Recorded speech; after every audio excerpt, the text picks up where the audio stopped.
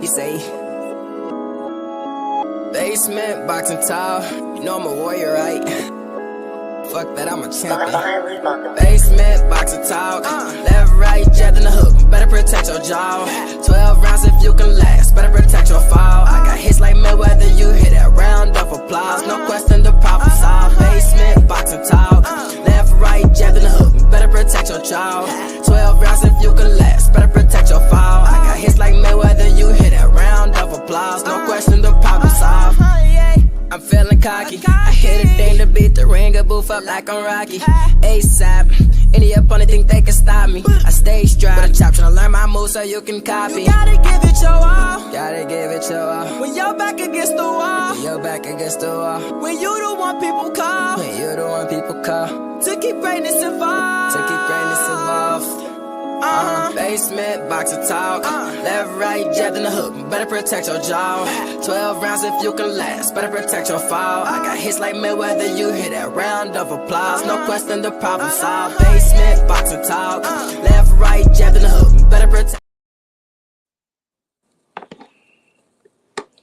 It's your boy Basement Boxing Talk coming to you live with my man Black Star Sports TV in the building. What's good, good brother?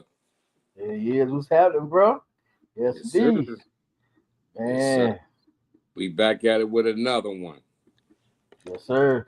Been a little minute, but man, can't stay away too long. We got to bring it on back, man. We got to get it off our chest. That's for real. Yes, man. Sir. Hey. Yes. So what you want to talk about, brother? Oh, man. Yeah, we got a whole bunch to catch up on now, man. Where should we start? Start back on the. What was the fight? Wait a minute, we didn't have one after the Devin and whatchamacallit, did we? Nope. Yeah, well, I guess we gotta talk about that one. I guess we start on Dev and shoot. Damn, my Brian Norman Jr. Yes, sir. Yeah, man, that was. I tell you one thing, man. I think the biggest thing I think I discovered out of that fight and watched it over and over as I have is that for one, Devin been weight drained most of his career, and right. I think this fight really showed it, and it also goes to the fact that when he fought what's his name Prograis. When he was able to drop Prograis, when he came up a little weight, and then all of a sudden he comes up some more, and then he does it again at 47, and he dropped this guy. People think he didn't have the ability to do that type of stuff, man. But it's showing you as he going up, he seems to be acquiring a little more power, a little more strength than people want to give him credit for.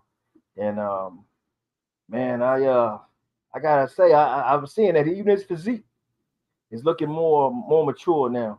Oh man, right. Salute Gary Walker in the building. Yes, sir. Salute. And I think that a lot of people is not picking up on it, But it also goes to show you how that also affected him in the Ryan Garcia fight, because Ryan Garcia, he was already weight draining himself. And then you come in there with a guy who wasn't weight drained, who was, technically, if you look at Ryan a bigger fighter. Right. Than him anyway. So we don't even know what his weight was that night anyway. On top of the fact that he was juicing, but everybody's giving him all this forgiveness and everything. And, now all of a sudden now, since he got announced into another title shot, which he don't deserve, you ain't beat nobody, you lost, and you get an automatic another chance at a title because they got to give you one to give you some kind of power so that you can negotiate with Devin. Oh, right. It's Mark Nash in the building. What up, Mark? Salute to Mark Nash. Salute, brother. Salute, good brother. Yes, indeed. Ain't seen you in a minute. Yes, sir. And and that's the thing about it is it kind of drives me crazy with those fan bases because they give this guy so many passes, and I don't have no more for him because I liked it, Ryan Garcia. I did, and I rooted for him. I thought it was a good thing when he got with Derek James, and all that proved to be right. But it seemed like he done forgot, who really had his back, because Oscar done clowned him when he lost the Tank, They abandoned him and everything. But Oscar was fully well known that he was juicing. He knew the plan. They knew they can figure that all together. I even believe the WBC knew about it because look how they moving with him now.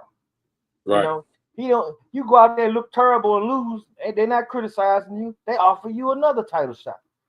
Exactly. But I got that news for him though. He gonna lose that motherfucker too. He ain't beating Mario Barrios. He ain't beating him. I disagree with you. Watch me. I'm telling you. I've been wrong, but I tell you, I feel it. I feel it so much. You feel it so much. Yeah, we kind of followed him for quite some time. I'm not sure about his trainer right now, but if he was back with old boy, whatchamacallit is dead, I would like him even more. But the guy got the ability. He's been in there. He fought Pacquiao. He done fought dang it, man. Me and them names, man. The dude Earl beat Ugas. Ugas, yeah. He fought Ugas. He has some pretty tough competition right now. He's been in there with, and he's been grinding. He don't get a lot of credit. A lot of people ain't really picking him up as a star. A lot of people talking trash about him. But I think it's overblown. I think he's a better fighter than they give him the credit for. I think in this fight, because the things that is wrong with Ryan is going to be exploited in this fight. This guy's a lot more solid than Ryan is. Ryan, his whole world is I got a left hook. I got a left hook. But if you notice him, and if you notice Tio, we'll get the Tio ass a little later too, because I got to get him. Right. But as you notice, as they moving up, that power is going away, and Devin is in the opposite trajectory. I must agree. And with that coming into play, it ain't looking good for the future. But I hope he get him in there. Because I see Brian on there. Now he's a YouTube internet sensation again. He wasn't even doing any live streams or anything. As soon as they made this thing, this is how he promotes himself. He starts doing those things, and then he wants to, he's never owned up to the fact that he popped dirty and that he did that. He's never done that. He keeps denying it. So he ain't never learned his lesson. That's number one. So boxing that shows you they didn't discipline him right off the rip. They didn't do it. So you got this in his hand, and his mind is running like that. And did you also hear what the WBC did again? And this is why I say the WBC knew what was up the first time. They done already changed the levels of Austrian, and you're not supposed to have none because your body don't produce it. Hey, so why would you raise the level of something you're not supposed to have? They changed it with Oscar Valdez when he tested positive. Yeah, but that wasn't Austrian. This is Austrian. So listen. Then when Ryan Garcia tested positive, now Matias then Subriel Matias then popped up. Now they move in the level of oxygen up. But check this out. They said his second test was negative though. So he got a little different case than Ryan. Plus they caught him before the fight. Right. But they can't tell me that as soon as they announced that fight, that they announced that as well. So that Austrian can't benefit Subriel Matias. But when that February fight come along with Ryan Garcia, the new rule is already in effect. So now if he gets something in his system somehow, but he don't take no supplements, you see, and this is something that your body does not produce. And then if it's in there again, they're not going to report to us the level if it's under the level, but what it ain't supposed to be there, which is half the reason why he's supposed to got disciplined more the last time. So when you're looking at it now, so you got this going on, you're going to have the referees, you're going to have the fans, you're going to have the announcers, you're going to have the promoters all on Ryan's side because they want to make this Devin Haney fight. How fair is that to the champ right here, Mario Barrios? Mario Barrios is going into a situation where he going to have to knock this motherfucker out. If he don't, he ain't going to get the win. If he somehow can stand up with even if he got an eyeball hanging out his eye, he going to get the win. Because there's money in the background. And that's right. Mario Barrios got Goossen, Joe Goossen. When the last time he trained somebody that won? So that's my thing. So this is what I want to talk to you about that too. Since we on this topic real quick, with the Ryan situation, Ryan is going into a fighting Mario Barnes for the WBC title. It sounds like to me personally, it sounds like PBC might be selling the belt. Because listen to this, PBC got Ryan they got Mario Barnes with the WBC at 147, and they got Rolly with the WBA at 147. And they told Rolly not to fight Devin. I'm gonna get there. See, I gotta let you run it out, man. Gonna get there. So my thing, what I'm saying is, I believe that the WBC is like, okay, we tried to make the fight with Pacquiao to make Pacquiao keep the title and fight another in-house fighter. It didn't work. Mario Barnes got 2 draws in a row. Now the WBC sit up here and let Ryan fight. I guess PBC say, hey, guess what? We put Mario Barnes up there. If he win, he win. If he don't, he don't. But I guarantee you, Golden Boy must be paying a lot of money to PBC, or enough money for them to say, okay, guess what? This might be Mario Barnes' last fight anyway. He had 2 draws. Mm-hmm. You feel me? He didn't look good. He hasn't looked good in 3, and he looked good once in his last 3 fights. So, okay, guess what? Golden Boy gonna give us this money. If Mario Barnes win, he don't. But guess what? Rolly, you got our other title. We about to send you on a European trip. They doing the Canelo Alvarez. they got to hold the title, bro. They got to hold the title. And this is the thing. A lot of people who listening to this, they might say I'm talking crazy, but these are the realities of the business of boxing. Promotional companies do not pay all these money and sanctioning fees for titles to sit up here and lose them. It got to be worth it. Yeah. Because this is the titles are how they hold things over people's head to make them do what they want to do. That's true. So I was thinking about that, and I said, man, you know what? If that's the case, Rolly ain't fighting Devin. Rolly ain't fighting nobody that we want Rolly to see right now. Mm-hmm. They about to take Rolly on a European trip, and we ain't gonna see Rolly for about 18 months, 2 years. They gonna let him hold on to that title, boy. Yeah, I think what's gonna happen though is he gonna fumble it to one of them guys over there, because Rolly gonna do something stupid. I just don't, I like that Rolly crazy ass, because he's funny as a fighter, and he'll go out there and he's a meathead. So I kind of like him, but I just feel like when he lose discipline and he left Bullet, he should have stayed with Bullet. I think Bullet had him coming along. I disagree. You do? And, yeah, I think he's working better with the guys he went now. You think so?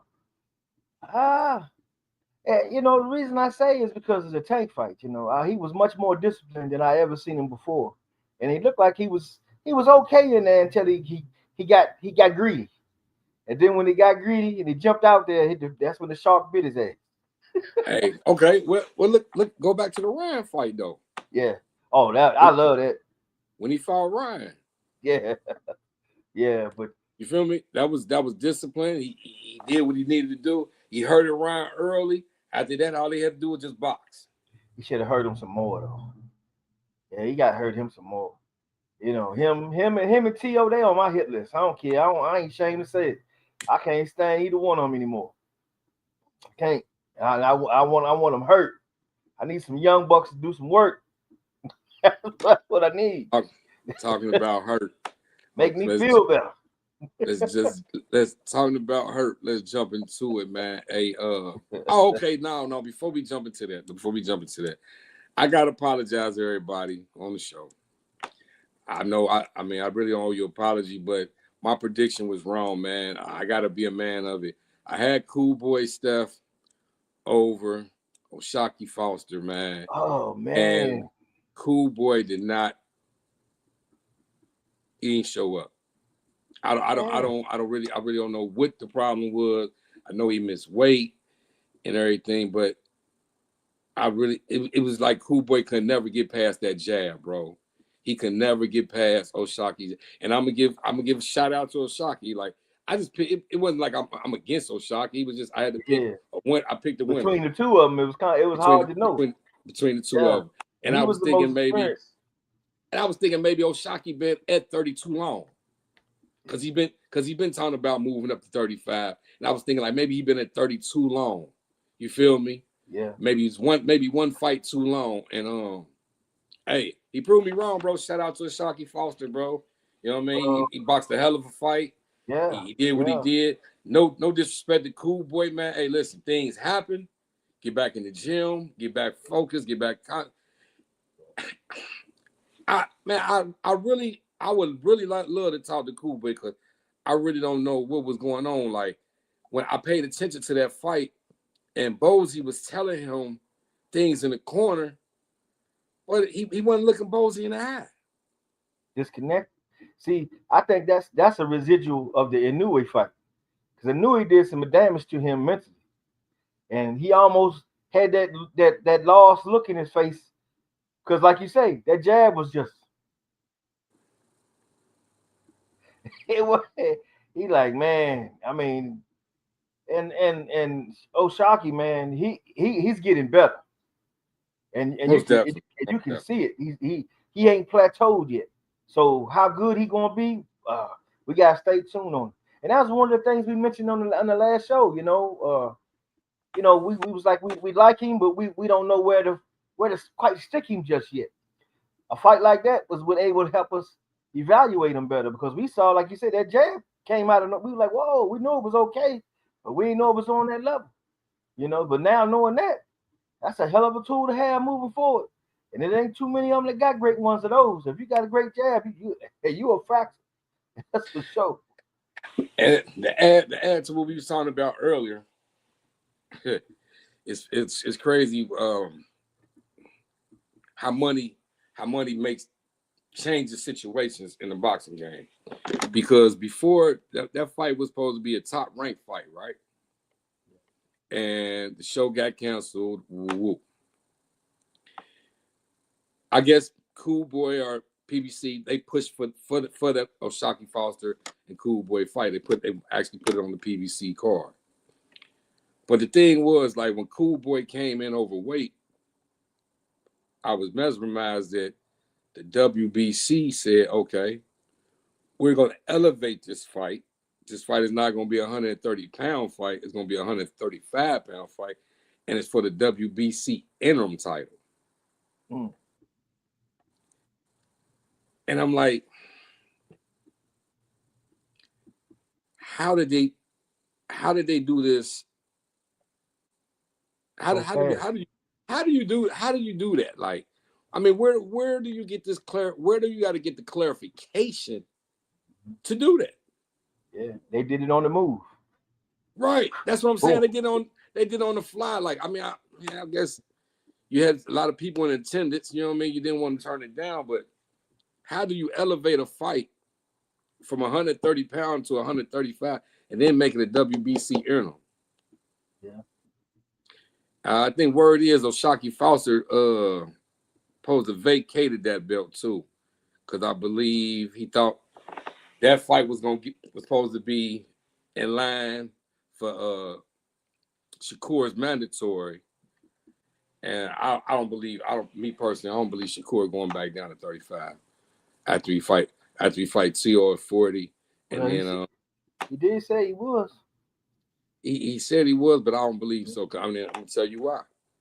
My reason why is because if he go up to 40 and fight T.O., his next fight He's already talking about fighting Conor Benn at 47. Yeah, I don't know why people even considering him. I don't. I'm gonna tell you why. And the only reason why I'm even considering it is for the simple fact that this is what Shakur is calling for. This is what he calling for. He made a list before, right? The list before was damn, hold on. It was Zepeda, the fight he fought before Zepeda, and then it was supposed to be Tank. All right, Tank fight is out the question right now. He comes back and says, okay, guess what? I want to fight. I will beat T.O. up at 40, and I will beat Conor Benn at 47. Yeah, that's pretty ambitious though, to jump all them weights like. So listen, we already got the T.O. fight going. He beats T.O. He's already talked to Eddie. They're gonna make this Conor Benn and Shakur fight happen. It's gonna happen at 47. Conor Benn might be weight drained. He's gonna get his ass kicked. That's gonna be his last fight with Eddie. Eddie washes his hands with him. And Shakur is gonna do what he wants to do, but he's never going back down to 35 after he goes to 47. Yeah, if he goes there, it's a wrap on that. Yeah. Right. That makes sense. So what Shakur is gonna wind up doing is vacating the 35 belt, the WBC 35 belt, and right now it's not even about. I'm with Shakur. I don't even think it's about belts. Okay, with the him fighting T.O. T.O. got the W with the WBO and the Ring Magazine belt. Yeah. Okay. All right. So listen, he get the Ring Magazine belt and T.O. belt. Conor Benn, that's money and recognition. That's money and recognition fight. Plus they got a crowd for it too, and a venue. He's not going back down to 35. Yeah, I think he on it on that one. You know, I like it, but I don't. And the only reason I don't, I think he's moving too fast to jump that many weights. I think he should stay at 40. You know, because it's nice smoke there. But I mean, I can see the thought process. On the table. It's food on the table. Yeah, but you know all that going up that weights and you know that that fast. That's where you was gonna end up at. Yeah, but you know if you did that a year or two, you know, get a chance to get there, settle in, you know, just bang out some ones and climb. He'd go back down to 40. Because believe this, if you fight Conor Benn at 47, I don't believe Shakur coming. He weighing in at 47. I believe he probably weighing about 43. I swear, man, I can't see him at 47. He's so tiny, man. I stood next to him, man. I was like, man, that dude little. You know, so I don't know, you know, but you know, them guys young too, so them growth spurts kick in, and they can transform on you pretty fast too. So, you know, but I mean, I be rooting for him and everything, but you know, I just feel like he need a guy, and I think he's lacking that. And then this is no job at Jay Prince or nobody like that, but he need a guy like Devin Haney got his father. That's really guiding him and got him number one. I don't know, because every time I see him out here, he talking and he looking a certain way because he ain't really talking it the way he need to be talking it, because you got this guy T.O. talking all this madness and everything like that and saying all this little slick stuff. And then every time they come to you talking about, well, he's a good fighter, he's this and this, but meanwhile, he's shitting on you. He fighting you. He wants you to come up from 135 to 140 to fight him because he don't want to fight none of them 140s he got right there. Accuse you of shouldn't get the 140 title because you don't want to fight your brothers. Yet he got hitches and him got the same goddamn people where they can make that fight like that. But that fight ain't gonna happen because he don't want it to happen. Just like he didn't want the Haney fight to happen. $11 million. He don't got no smoke. He ain't talking no trash. Keyshawn get him on stage. Set him right beside him, man. You talking that shit? What you talking about, man? What do you do with the book? Yeah. You know that old punk ass shit. And then they let him off of it. And then all of a sudden now, I want to fight Shakur. I think Shakur this, Shakur that. No, I know what it is. The reason he's taking this fight is he know his power is not going to transfer to go to no 47. It really might not do a whole lot at 40. But with this guy coming up from 35, your power might still be a factor in that fight. See? But other than that, he wouldn't have took that fight. He didn't want no Hitchison. He didn't want no Haney. He didn't want them fights. Well, and where was why he didn't call Ryan? I mean, it's guys that could have been, you know, a more interesting matchup, but he didn't want those. I mean, it's a trip to me, but that's what he's doing. Because when he get in that fight and he get mollywopped and he can't hit nothing because he can't beat a boxer. He ain't beat Virgil Ortiz. I mean, Jermaine Ortiz. He didn't beat motherfucking Sandor Martin in them fights, in my opinion. I don't think he won them. And I think he know that too. And everybody was feeling at the time when he got the decision. I think that fight was closer than that decision. Yeah, closer than the other guy won. You know, but now you're going to get this guy and you think, oh, well, I'm going to go out there and I'm going to do this. And all he talk about is his power. His power. Okay. When you get in that fight and you realize that you're going to keep pulling the trigger, and don't nothing happen. How long is it going to take for you to look back at your folks and talk about, do I still got it? Remember that guy? Guy? Yeah. Remember the guy who couldn't beat Kambosos? Who beat the dog? That's another boxer type that he fought. He didn't look good near one of those. But everybody talking about, oh, he's a good guy. I don't believe he's racist. No, he said what he said. And he stood, and then the cherry on top for me, the one that really burned it all, it really turned me 100% to where there ain't no return, is the fact that when somebody sit that box outside of Keyshawn's dressing room with the bananas and stuff in it, and then the next thing you know, he put a video out of him sitting there eating a banana laughing. Right. You right. Send it or not, you the owner of this ass whooping. That's all I got to say. That's all I got to say. And I don't know how these guys can cupcake with him. He get on the Breakfast Club. He talk to them. Well, I'll be the guy. I'll be the bad guy. I'll be the bad. No, don't worry. But no, you're gonna be the fucked up guy fucking with me, Captain. I don't know what's up with these guys, man. They letting these dudes just run them up, talking all this. I'm not feeling it. I'm not feeling it at all. And I swear to God, I can't wait to get next to Shakur. I got to get down up to the gym. I got to get over there. I got to go there. Look, man, I got to holler at you. There's some things we need to discuss. I need you to put feet all the way through his ass. You understand?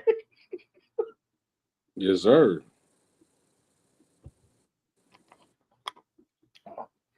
And that's the phony part about it. And then it gets up here, and it's amazing, but it shows you the power of the casual fan. When they're talking about Bud Crawford, technically, he's not undisputed. He didn't pay the fee. You stupid motherfucker. When he left this Bama in there lost, and they gave him the trophies, the WBC, not one belt, 2 belts was over this man's shoulder and a motherfucking ring. What you talking about? Yeah, man. Unreal, man. But people say, yeah, he's right. But yet he still pushed the lie that he was undisputed. How could he be undisputed when Devin Haney had the WBC legitimate title? He had the full title. He didn't have no piece of title. He had the title. And what people fail to realize is T.O. had that WBC. Yeah, he had that damn that goddamn let me protect the belt. That protect the belt. Yeah. What it do, G5? What it do? Help me duck Devin belt. That's what. What it do, G5? He had the G5 in the building. What up, bro? It was a franchise title. Yeah. And then that's the funny thing. How he get it when the last guy had it and used it so he could he could dodge him, and they gave Devin the damn title because he was too much of a punk to fight him back then. And then there is only one. Remember, the WBC came up with the franchise title. WBC been working with these guys all along, man, and that's the thing about it. People is not talking about the way that this entity, this sanctioning body, works with Latino fighters. Well, no, Mexican fighters. That's just, well, no, we gotta say Latino because Tio, you know, and then whoever else is scared of the next best black fighter, like Loma went down there, please give it to me. Hold on. To be honest, truthful, they did offer it to Deontay Wilder, but remember he turned it down. Yeah, he ain't trying to duck nobody. He was like, "What I got to do for this? I don't know damn franchise." You know, people forgot about it already. You know, and Canelo had it, and that's how Canelo ducked the smoke from Benavidez. He ducked Benavidez. He ducked Jamal Charlo. He ducked Deverenchenko. He made Deverenchenko had to fight Jamal Charlo. And then Deverenchenko got done wrong again because he beat Triple G. And people don't talk about that. He beat Triple G ass. They talking about Triple G up there with Marvin Hagler. Man, kiss my ass. Oh, goddamn Marvin Hagler. Hell wrong with you people. It's people like that. Go toe to toe with you, man. Triple G. Man, I can't even name 3/4 of the guys he fought. You know, I ain't gonna lie. Triple G was all right. Yeah, but he ain't on Marvin Hagler. Nah, but this was the thing.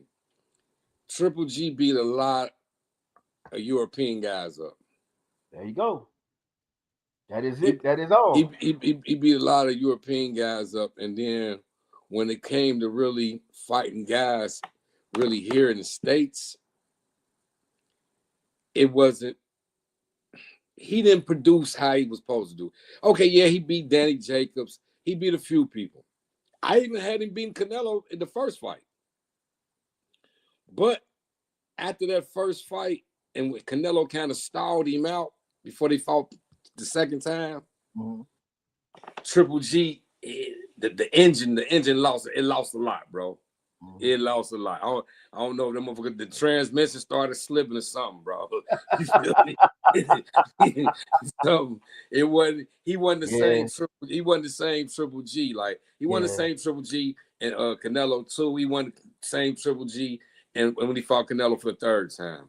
He definitely wasn't. So the third one, he looked old. He like an old man in that one. Yeah. So to Triple G's effect, he was good, and he probably, and to a lot of boxing fans, he probably was better if you were a Middle Eastern boxing fan or a European boxing fan, because a lot of them guys that he did knock out, the knockouts was lovely, but we didn't know them guys.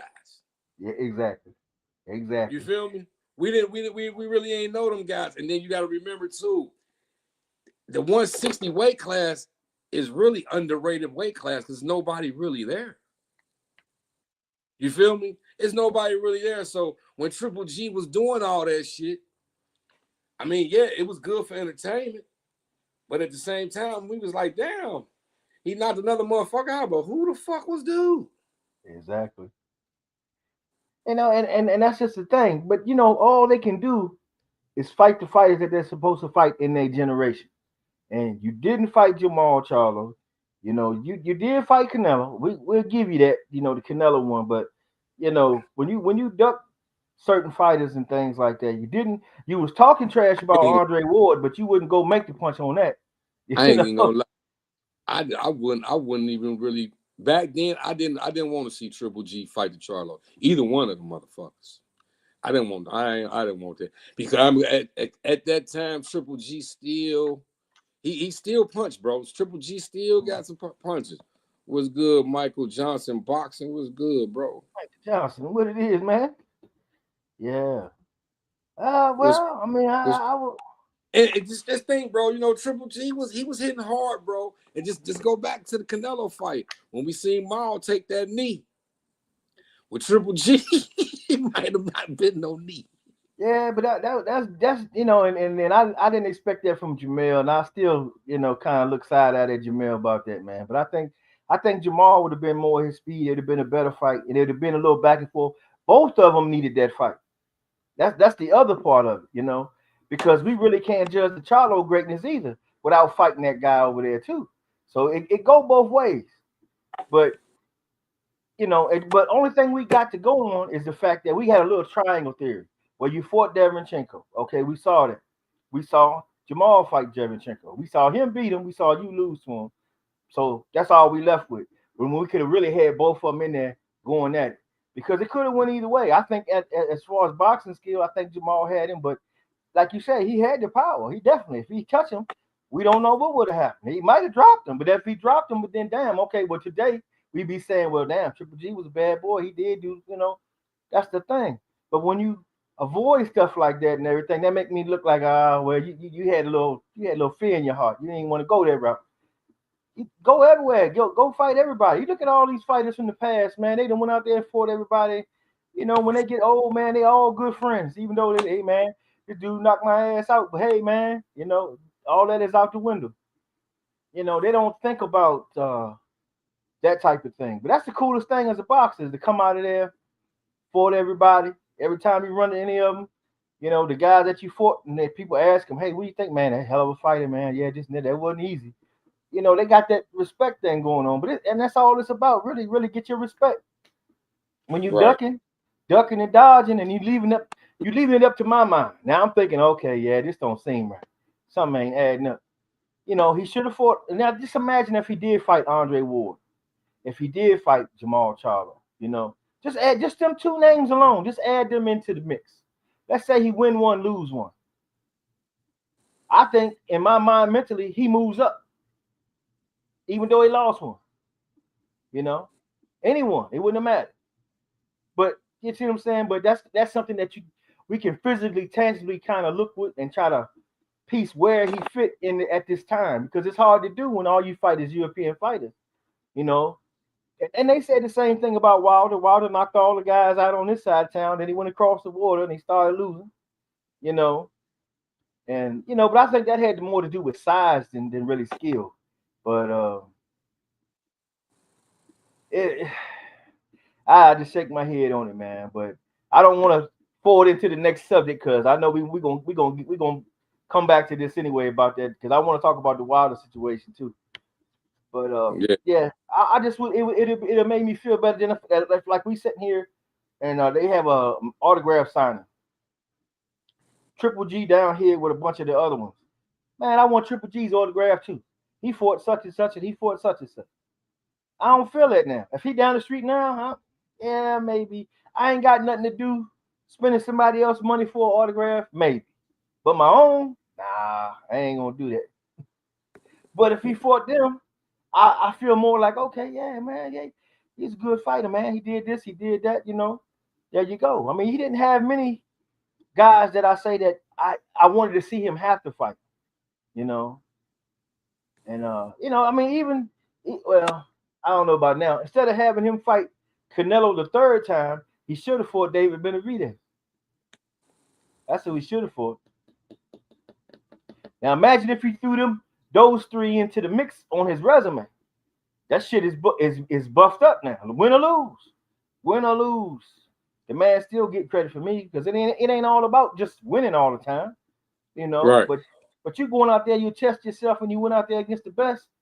Hey man, that gives me a better way to judge you. I can't judge if you fight. If you get all easy fights, I mean, it's a lot more to fights than just skill and what you got, what comes easy to you. What are you going to do when it gets hard in there?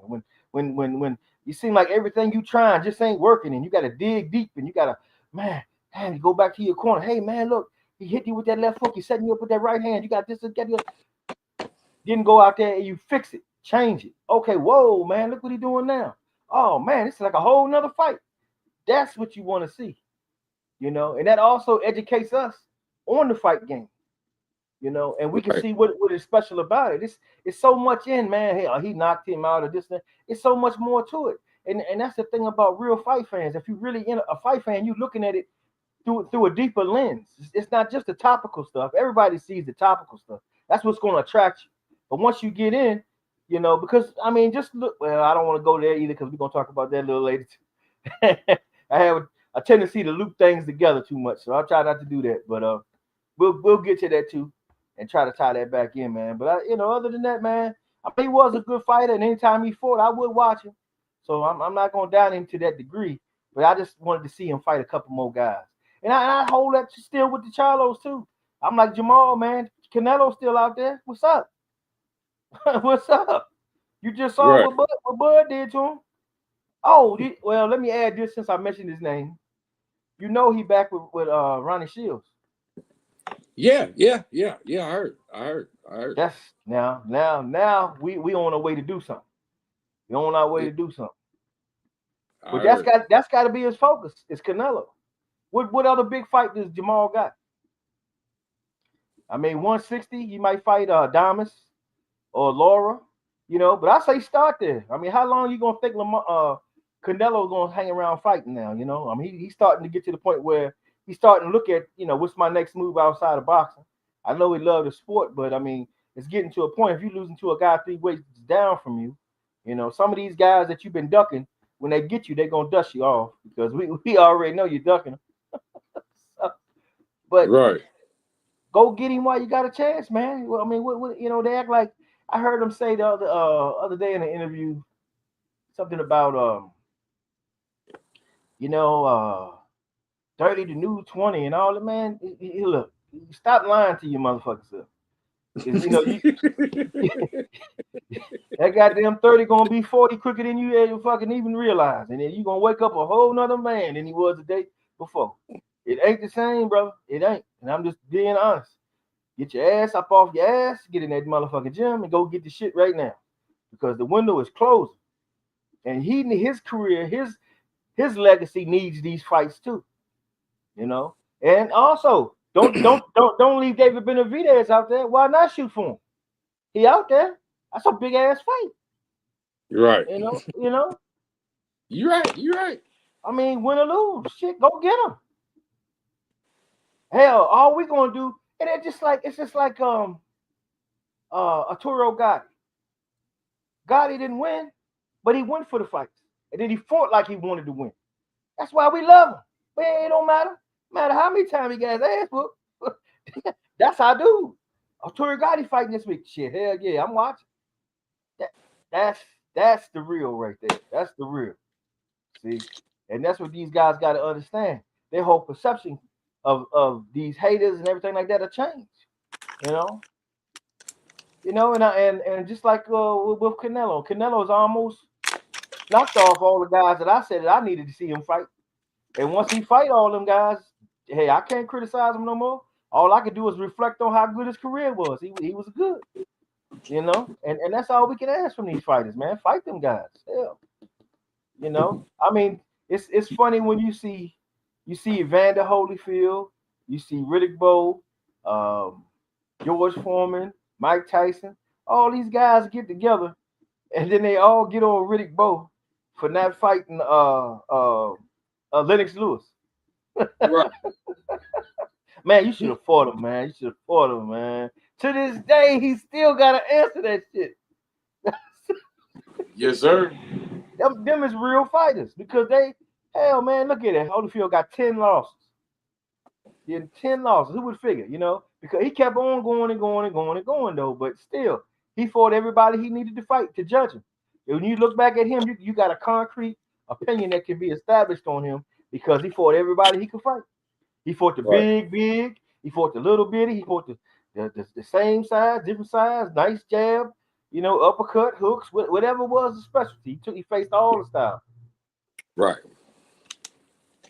The real technical, even for James Toney. I mean, hey man, shoot, take your hat off to him.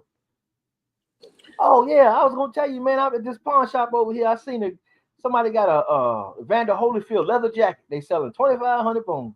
It was a woman that worked for him that they gifted it to her. Wow. She ended up pawning the thing, and they were setting up in there. I told her, man, I said that can't be the real one. It got his name on it and everything. straight leather jacket. Got 3-time heavyweight champ or something like that written on it, and on the front ran the whole deal, real deal, and all that. It's nice though, but who would think somebody give you that? You gonna pawn them out? I ain't pawning that shit. I ain't gonna live here forever. I'm broke as a motherfucker on the fig tree, eating the apple. My jacket, Hey, I want to get your take. Let's go move forward. Fuck it. All right. Going to get your take. Last night's card, Jake Paul MVP card. Oh man, the first fight though, that brother on the first fight, he was tagging the hell out that one dude, man. I don't know who the other dude was, Cortina or whatever his name was. Right. That dude was, man, he was popping it. He was dusting him good. I liked that first fight. That was all right, but I expected a little more from the other guy. He could have had a little better moments.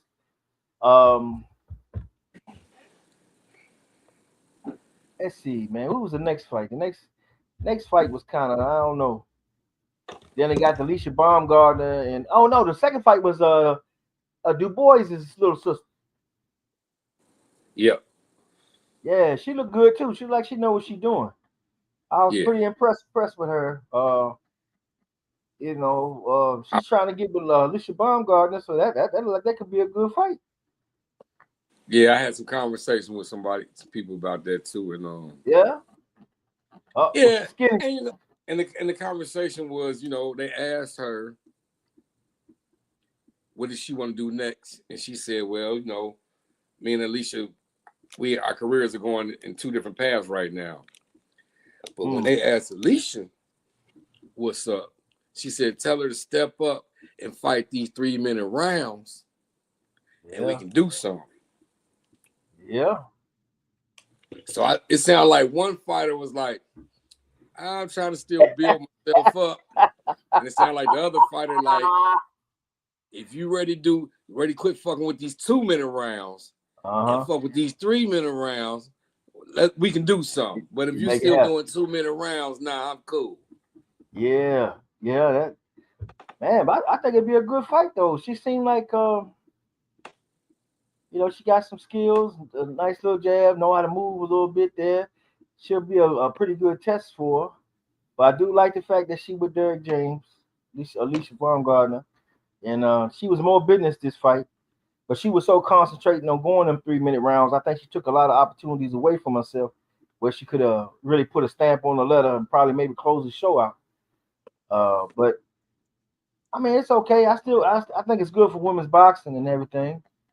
And that'd be a good little matchup. Yeah, little Dan with the boy's sister. Ain't that something? Yeah. Shout out to MVP, Jake Paul and them. They really know how to put on. They really know how to put on a show. Mm-hmm. They really know how to put on the show.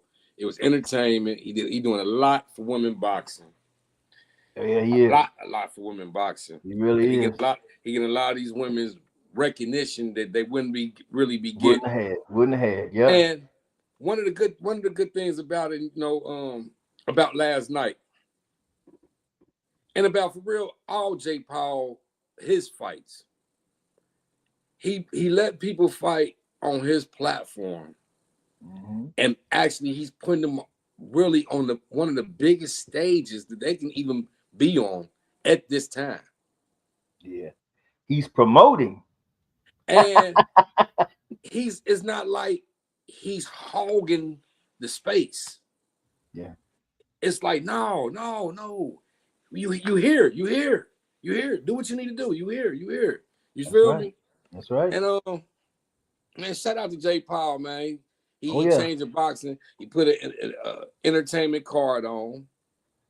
And one thing I can say too, like he ain't afraid to get in there and fight, bro. Hell no. I can say that because I mean I kind of doubted Jake on some of the fights. Yeah.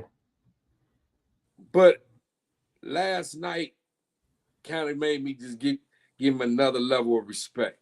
Oh yeah, no doubt. You got to give him respect. It showed a whole level of different respect last night, and I'm like, man, you know what?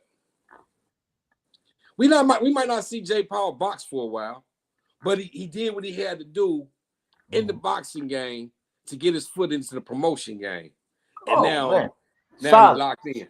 Solid. But let me address this one point that's related to this. Is and I'm pretty sure you done seen it too. You got all these people talking about, well, it took AJ 6 rounds to get him and only 2 rounds for Ngannou. Imagine what Tank would have did to him. You motherfucker got to be kidding me, man. Y'all got to be kidding me. Little ass Tank. 5'3", 5'5", less than 140 pounds. Are you fucking kidding me? He fought AJ. 6'5", 260, came down to 240. Came down to 240. What are y'all talking about? What Tank would have done? Tank would have got Tank was going to get his ass whipped in that fight. I truly believe that.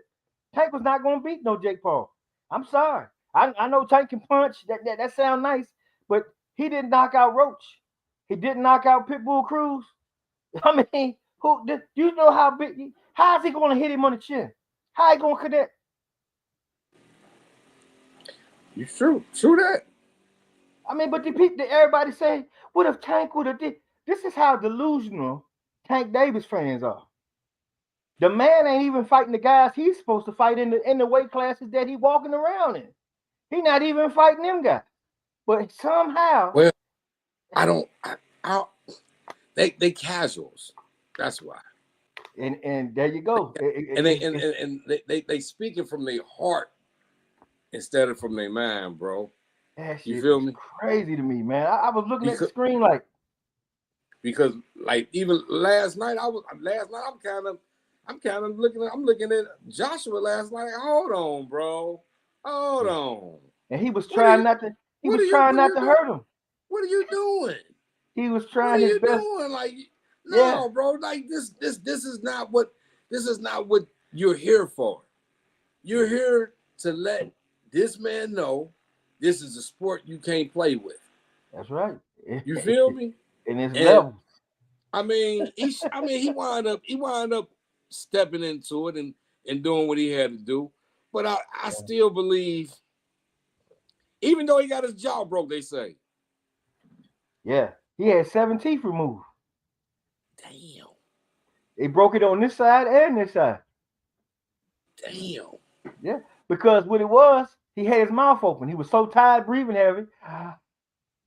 And then you can see the picture when he punched, his jaw was way over here. I said, "Jeez," but he wasn't trying to hurt him. He was just he wanted to hit him to the body and have him just drop and fall. He could have just stayed down, but he kept getting back up. He was tired. He was running. You know, I mean, it was obvious that he knew it was done. You know, but like you said, you got to take your head off. He tried. He was hitting him with that damn right hand, that overhand right coming off the ropes. And he was hitting them, blam, blam, blam. And he eat them motherfuckers and walk straight through them, bloom. Ah! Hey. That shit was wild. Hey, man, I take my hat off to him, man. He gave it a good old shot, man.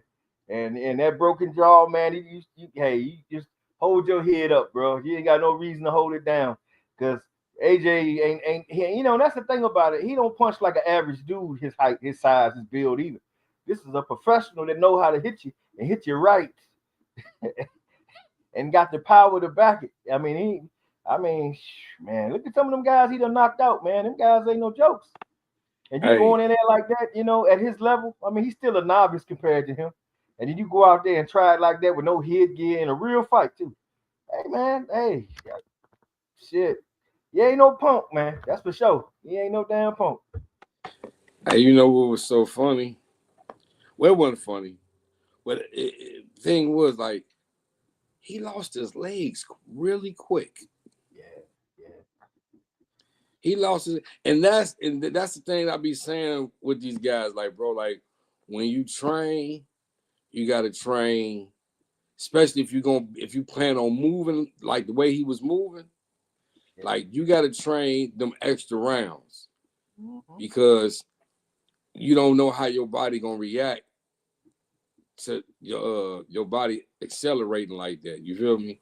Yeah. And it wasn't because he was getting punched on. That man's legs was gone, like either they cramped up or motherfucker. And he in his 20s. He's in his 20s, and the dogs is going up there barking. And look, I saw this video where Emmanuel Stewart was talking to it was either James Toney or Bernard Hopkins, and they were saying, I think it was James Toney though. They were saying that he would rather spar than do anything, hit the heavy bag, all that other stuff. He said he would rather do that. He would do so many rounds, like 300-400 rounds before a fight or something like that. And that was like his main mode of getting into, boxing shape. Which, right. Is okay, but you gotta hit that road work, man. That's what a lot of people were saying about Wilder, but a lot of that was unfair to Wilder because this guy started late, and his body type, and you fighting guys 80 pounds heavier than you, it make a damn difference. Now, here's the thing. He was talking about fighting Wilder in one of these fights before the other announcement came with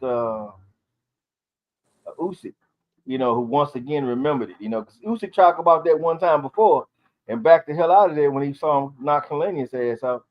So, but people once again, they got short-term memory. They still think everybody gonna do him like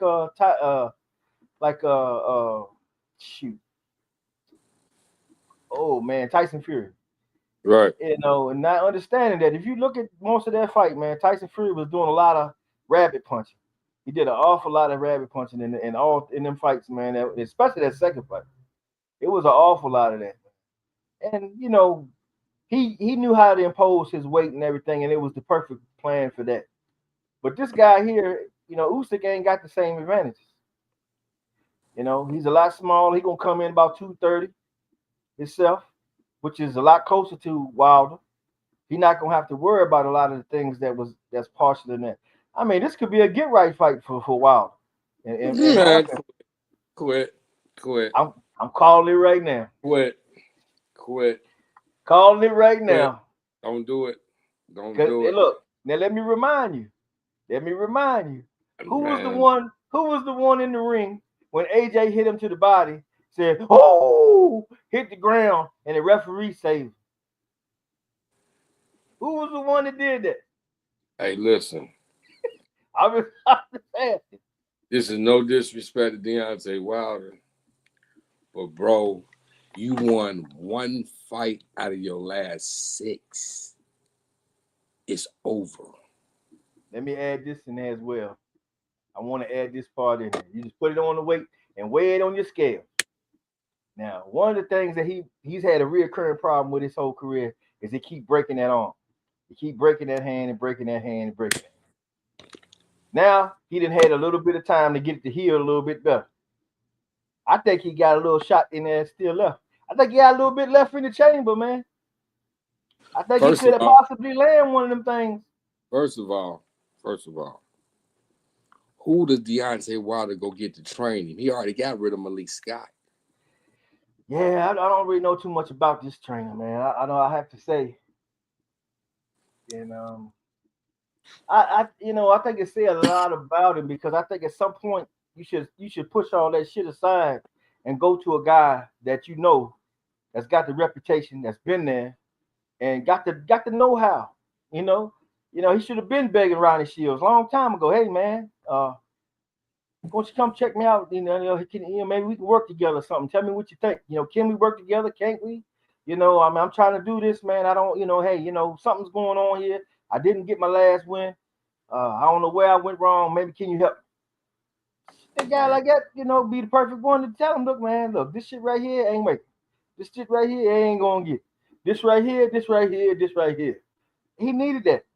But you gotta submit yourself to what it takes to win. And you can't be in your ego.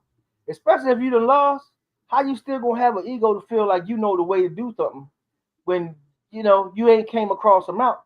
and the way the people done talked about you and laughed and made a butt of all the jokes that they did for as long as they have, you're not in there really working as hard as you can or looking for any way you can to turn the table on these people. I just don't know about that, man. I don't know the man personally and everything like that, but I'm just saying, for my mentality, my purpose, man, I set all that shit aside and put it in a pile of dirty laundry and be like, look, man, holler at me. What need to be done here? Let's get it. Whatever you say do, I'm gonna do, because I'm gonna be dedicated to the goal. And if that's possible, But I always felt like this was a better fight for him because the guy's he's not bigger, so much bigger than him. He's not gonna overwhelm him with anything. He'll hit him with the punches and everything, and I don't know, he might get knocked out. It could happen, but shit, I feel like he has a better chance to beat him than any of them other bigger guys because of the style wise and what he possessed, and especially if his hand heals up. Because I always felt like he was hitting some of them guys with some good punches, and it didn't seem like it was effective. And I'm like, that don't seem right. But as I think about it, I was like, well, he had broke that hand a lot, so I don't know if that might play the part in it or not. But I mean, think about it. One nice punch, he knocked him out. He got 3 belts, and his whole scenario changes. I mean, who pray for an opportunity like that? Man, I would, at my gym, I would call Ronnie Shields, shoot, what's his name, man? Oh my goodness, the one that testing Kevin Cunningham. Yeah, I'd be calling. I have all these cats in there, and I'd be like, look, man, I'm talking to y'all like this. I just want to see which one of y'all guys, man, anybody, man, 2 of y'all want to get together. It don't matter, man. Look, this is what I'm trying to do. I mean, I'm looking for somebody to help me get. I'm trying to do this. You know what I'm saying? Whatever y'all say, that's what's gonna go around here. I ain't worried about none of that. If y'all want me to do the fucking blow up a water balloon and run that motherfucker from this county to that county, I'm running. Whatever it takes. And see what happened, man. Because he need to tap into that. And he do seem to have an issue with, like, certain people can tell him things that other people can't, that he'll take more to than others. But what we suggesting is it shouldn't be a buffer between that, because all these guys has proven to have done it before. These guys have been there, been at that level, and they still at that level longer than your ass been alive. So why wouldn't you put your trust in these guys and say, hey, man, you guys put me on, man? I mean, what it is? I mean, I done tried this. Shit, I ain't getting it right. These motherfuckers still laughing at me. I can't have it. I know you a prideful man. Pick yourself up, man, and go out there and do what you got to do. That's the thing of it, man. And this is a opportunity that you got to even. I take my hat off to Usyk for even doing that, because he didn't have to do it. But at the same time, Wilder deserved that because of what he did for Fury. So it's only natural that it come back to him. But take advantage of the option when it come back to you. Because now you got that triangle theory. You had Tyson Fury lost to Usyk, AJ lost to Fury, Dubois lost to. I mean, everybody's losing to him. Now you come through here, the next guy, if he cleans you up, then hey, man, he solidified himself as the best heavyweight in the era easily. Probably any win or lose anyway, but still. But if you got a chance, and if you win that one, you raise your stock back up now. Now people gonna look at them wins over you a little different now. Because now they act like he don't know how to throw a jab. He can't stand. He can't walk and chew bubble gum. They talk about him like he's just the worst thing ever assembled.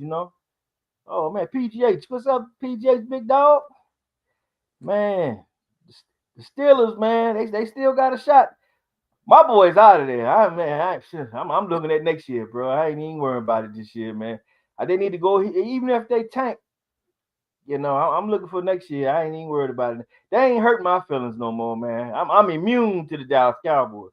Let me let you know, it ain't hurt my feelings. Yeah, man. But I like to see. I think it'll be a great story. And even for future fighters, that because fighters is always looking for hope. Guys that done went through adversity, done been beat, been shook down, the world done threw them in the trash, say they ain't nothing no more, they can't do it. Like an Adrian Broner, Adrian Broner has some crazy stuff going on right now, but one little thing can get it back going again, you know.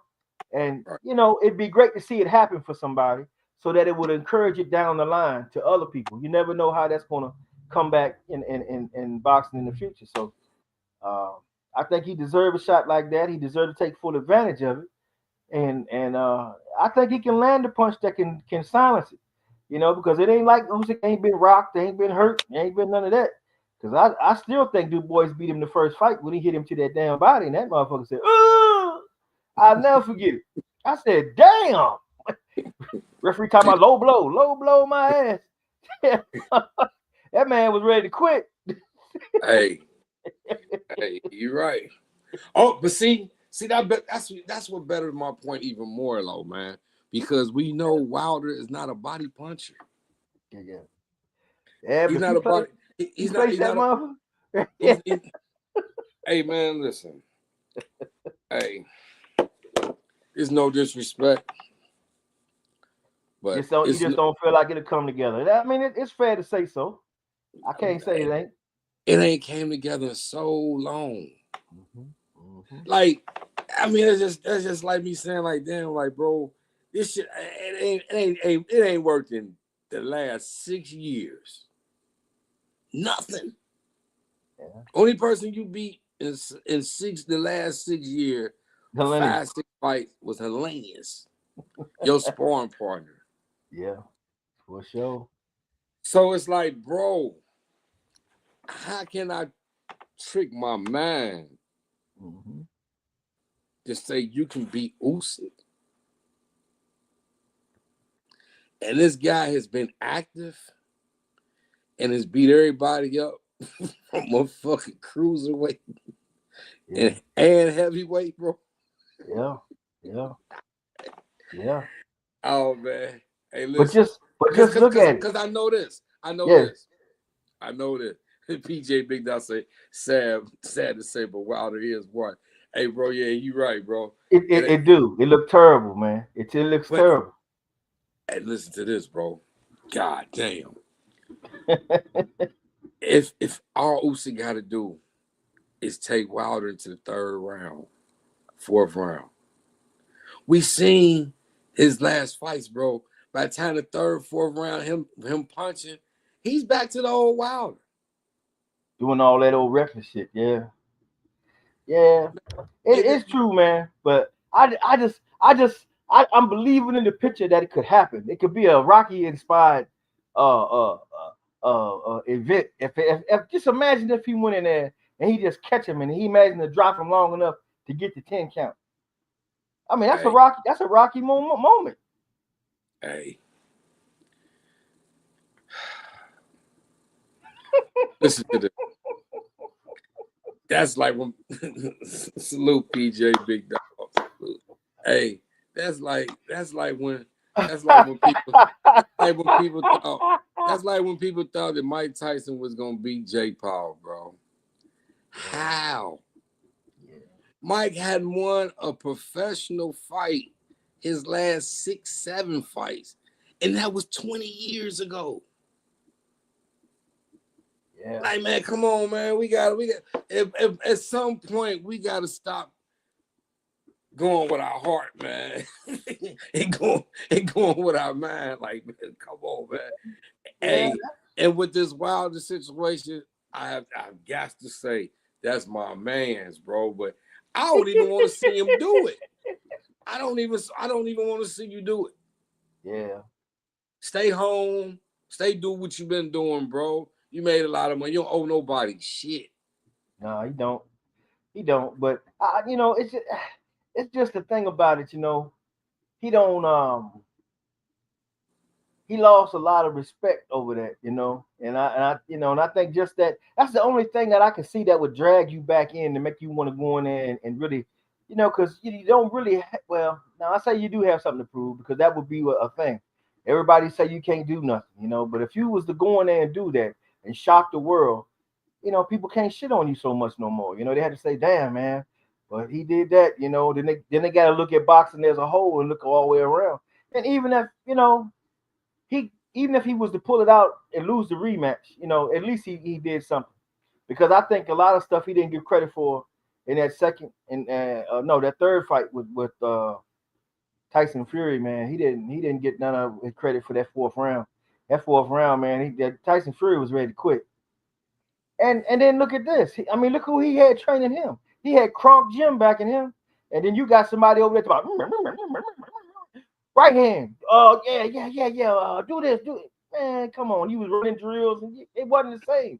I seen Sugar Hill look at Tyson Fury and say, "Look, you gotta come and talk to him with disrespect and fire his ass up." And then he came back to win the fight. But at that time, he had a look in his eyes, and when he got dropped that second time in that fucking fourth round against Wilder in the third fight, he said, you could see it, like, God, because he hit him with that fucking one, man, and you seen all the fat dribble from the top of his fucking head all the way down the back of his ass. Just a woo, and he's laying on his back like shit. And then the referee coming in with this old man count. Why? Yeah, man. They did that shit. They even robbed him of the first fight, man. That's how damn bad that was. Good trilogy, but they robbed it because the first one really belonged to Wilder. But they, it is what it is, man. We can argue that thing forever. But he got a chance for one piece of redemption if he could pull that off. So he got something to go in the gym and really, road work. Goddamn it, Monday, Tuesday, Wednesday, road work. Tuesday, Thursday, at the pool, swimming laps. You working on all kind of cardio. I don't want to see his big ass standing in there going, looking like, like fucking what was that on Mike Tyson Punch Out? One of them damn guys, when they start doing like that, you can knock him out. All of a sudden he start going. I don't want to see this shit no more, man. Shit. I don't want to see that shit. Look like Sandman. Ah, shit. You remember that shit? Yeah. Hey. Sandman had it with that that little hand rope.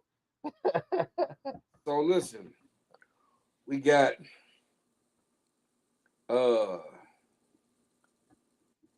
June 30. January 31st. Oh, fuck it. I forgot we got Nishan fighting tonight though, don't we? Yeah, Nishan did fight. Yeah, he fighting. Shit, matter of fact, they might be fighting now because they fighting in Ghana. Hold on, I'm looking it up now. Yeah.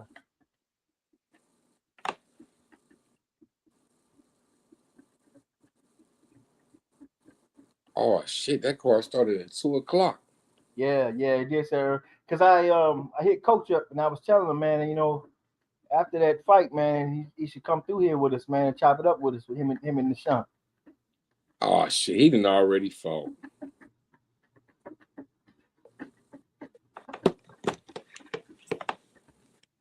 He done already fought. All right, we'll pull it up, check him out, man. Yeah, cause he coming along pretty good. Yeah, I was gonna say, what's your thoughts on Jermaine Ortiz and the Richard Hitchison fight? I like it though. I think word was that they asked Keyshawn to take the fight, and I think Keyshawn said he wanted $750, but Richard Hitchison wound up taking it for like $550. So now we got Richard Hitchison, Jermaine Ortiz, and they just added Bruce Carrington, Shoo. Okay. He's fighting for a title. Oh, that's what's up. Yeah, man, it's definitely another up and coming, man. It's a lot of nice little fighters out there, man. It is amazing. Yeah, but Hitchison need a little tune up though. He mentally something off with him, so he need a little tune up. Huh? Yeah, he need a little tune up. He do. Well, hold on. Explain to me what's wrong with Hitchison, bro. He got a nice jab. But his problem is mentally. He don't know. He talk a lot of shit about Devin Haney, but he don't want to talk. He don't. T.O. be in the ring, all of a sudden he smiling and happy, and we under the same promotion, and he supposed to get the smoke too, you know. But this is what I'm saying earlier about how T.O. was talking about Shakur. If he get to 140, he got friends. There ain't no friends in boxing, but your ass ain't fighting Hutchinson for a unification at 140. I mean, how can you be a bigger hypocrite to say it out your mouth right at the same time that you're not doing what you're accusing this man of doing? Who ain't got the title? He could have fought anybody he wanted to fight. So you believe that Hutchinson won't take that fight? No, T.O. I don't think Hutchinson did. I mean, would either, because he was, when they interviewed him that time after he his last fight, he jumped up there and fuck the Haneys and Haney. Okay. But then when T.O. came out there, all you saw was teeth. He got his arm around him. Ain't that right, T.O.? T.O.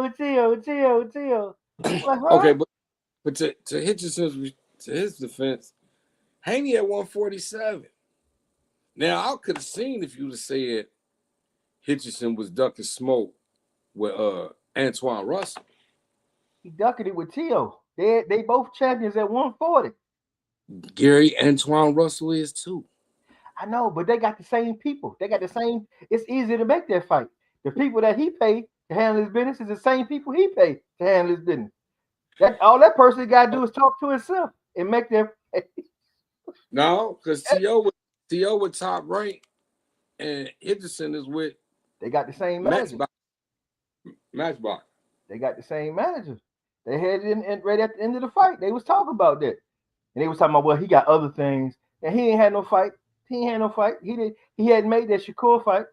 He was still trying to figure out what he was going to do, because he just had turned down $11 million to fight Devin. Why would you do that? I wouldn't turn it down. Shit, I like Dev, but I beat the shit out of Dev for $11 million.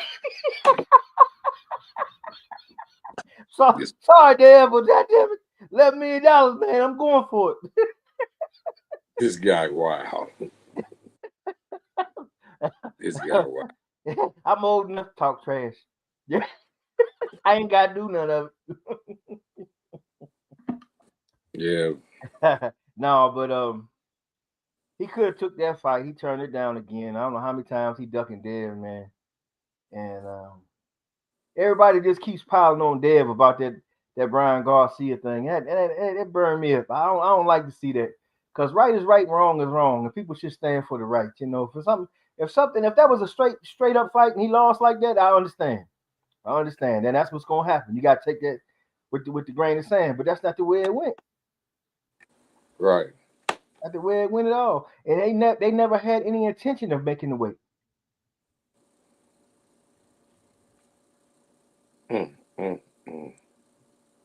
All right, we got city by the bay. Salute to you now. Appreciate you stopping by. Says it's Caballero the best under the radar heavyweight right now. He in the conversation. Definitely in the conversation. Definitely in the conversation. We will be finding out here shortly, though. I think these things are starting to come together. Where we're gonna start seeing where we can place these guys in the rankings. You know, a lot of good fights, man. And that's the beauty of it, man. And everybody's having their opinion about Bud and Bud retiring, which I kind of get it, but I think he's doing it really to bait them into giving his money that he asking for.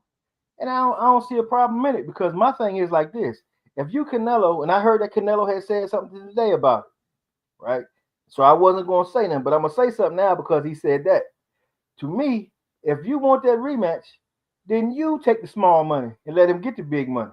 If you want the rematch, right?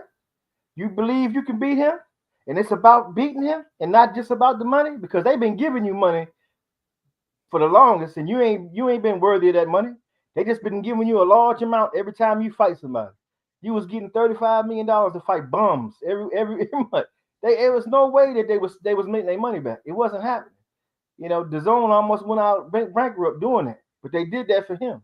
And too many times in the sport of boxing, they do that to certain fighters. But Canelo, more than anybody, I can't name anybody in boxing history who was caked up more on all his fight purses. I mean, everybody else had to go through so much to get their money. He didn't have to do it. You know, that's the one thing that Oscar somehow got worked out for him. He did that. So, you know, hey. Yeah, he did. City by the Bay says Teofimo being a plus 250 underdog is wild to me. That's a close fight in my opinion. Okay, yeah. Shit, I think it's going to be a good fight. I do think it's going to be a good fight. Don't get me wrong. Yeah. He said, hold on. He say what? T.O. always step up as an underdog. Mm-hmm. Well, there's some people that feel that way. I'm mad as hell with T.O., so I can't choose T.O. I'll be honest with you. But it's going to be a good fight. I do expect that. I understand what City by the Bay saying that the T.O. do step up. But this is one thing, though. I've seen too many weaknesses in T.O. that me personally, I can't say I know that he's repaired these mistakes or whatever. Like, one thing for certain, Shakur is a boxer. I've seen T.O. have problems cutting the ring off. I've seen T.O. have problems with guys who move. So if a guy's gonna box and move, I've seen T.O. get frustrated, and then he's not the same T.O. He's not the T.O. that City by the Bay's talking about. Yeah. But I've seen T.O. sit up here and fight European people who stood in front of him, or Mexicans or whatever, who stood in front of him. Richie Comey. And then he put the lights out on there. who he stood in front of, and them guys he was quicker than. So he had more of an advantage. Don't get me wrong, T.O. he athletic than a motherfucker. But he's fighting a guy who's probably more athletic than him this round. We know his boxing IQ is more. I believe Shakur got the better boxing IQ. He got the better boxing reflexes. And then when I sit up here and weigh all this up, City by the Bay, I go to the coaching. We got Coach Ronald Sims and Shakur's grandfather, Mosley. And then you got T.O.'s father.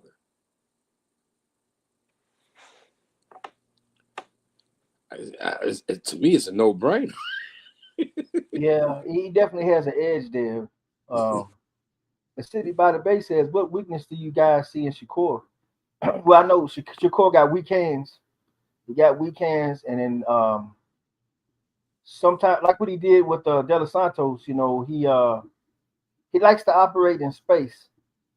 And in that fight, I think he sought space too much, that people really gave him a running reputation.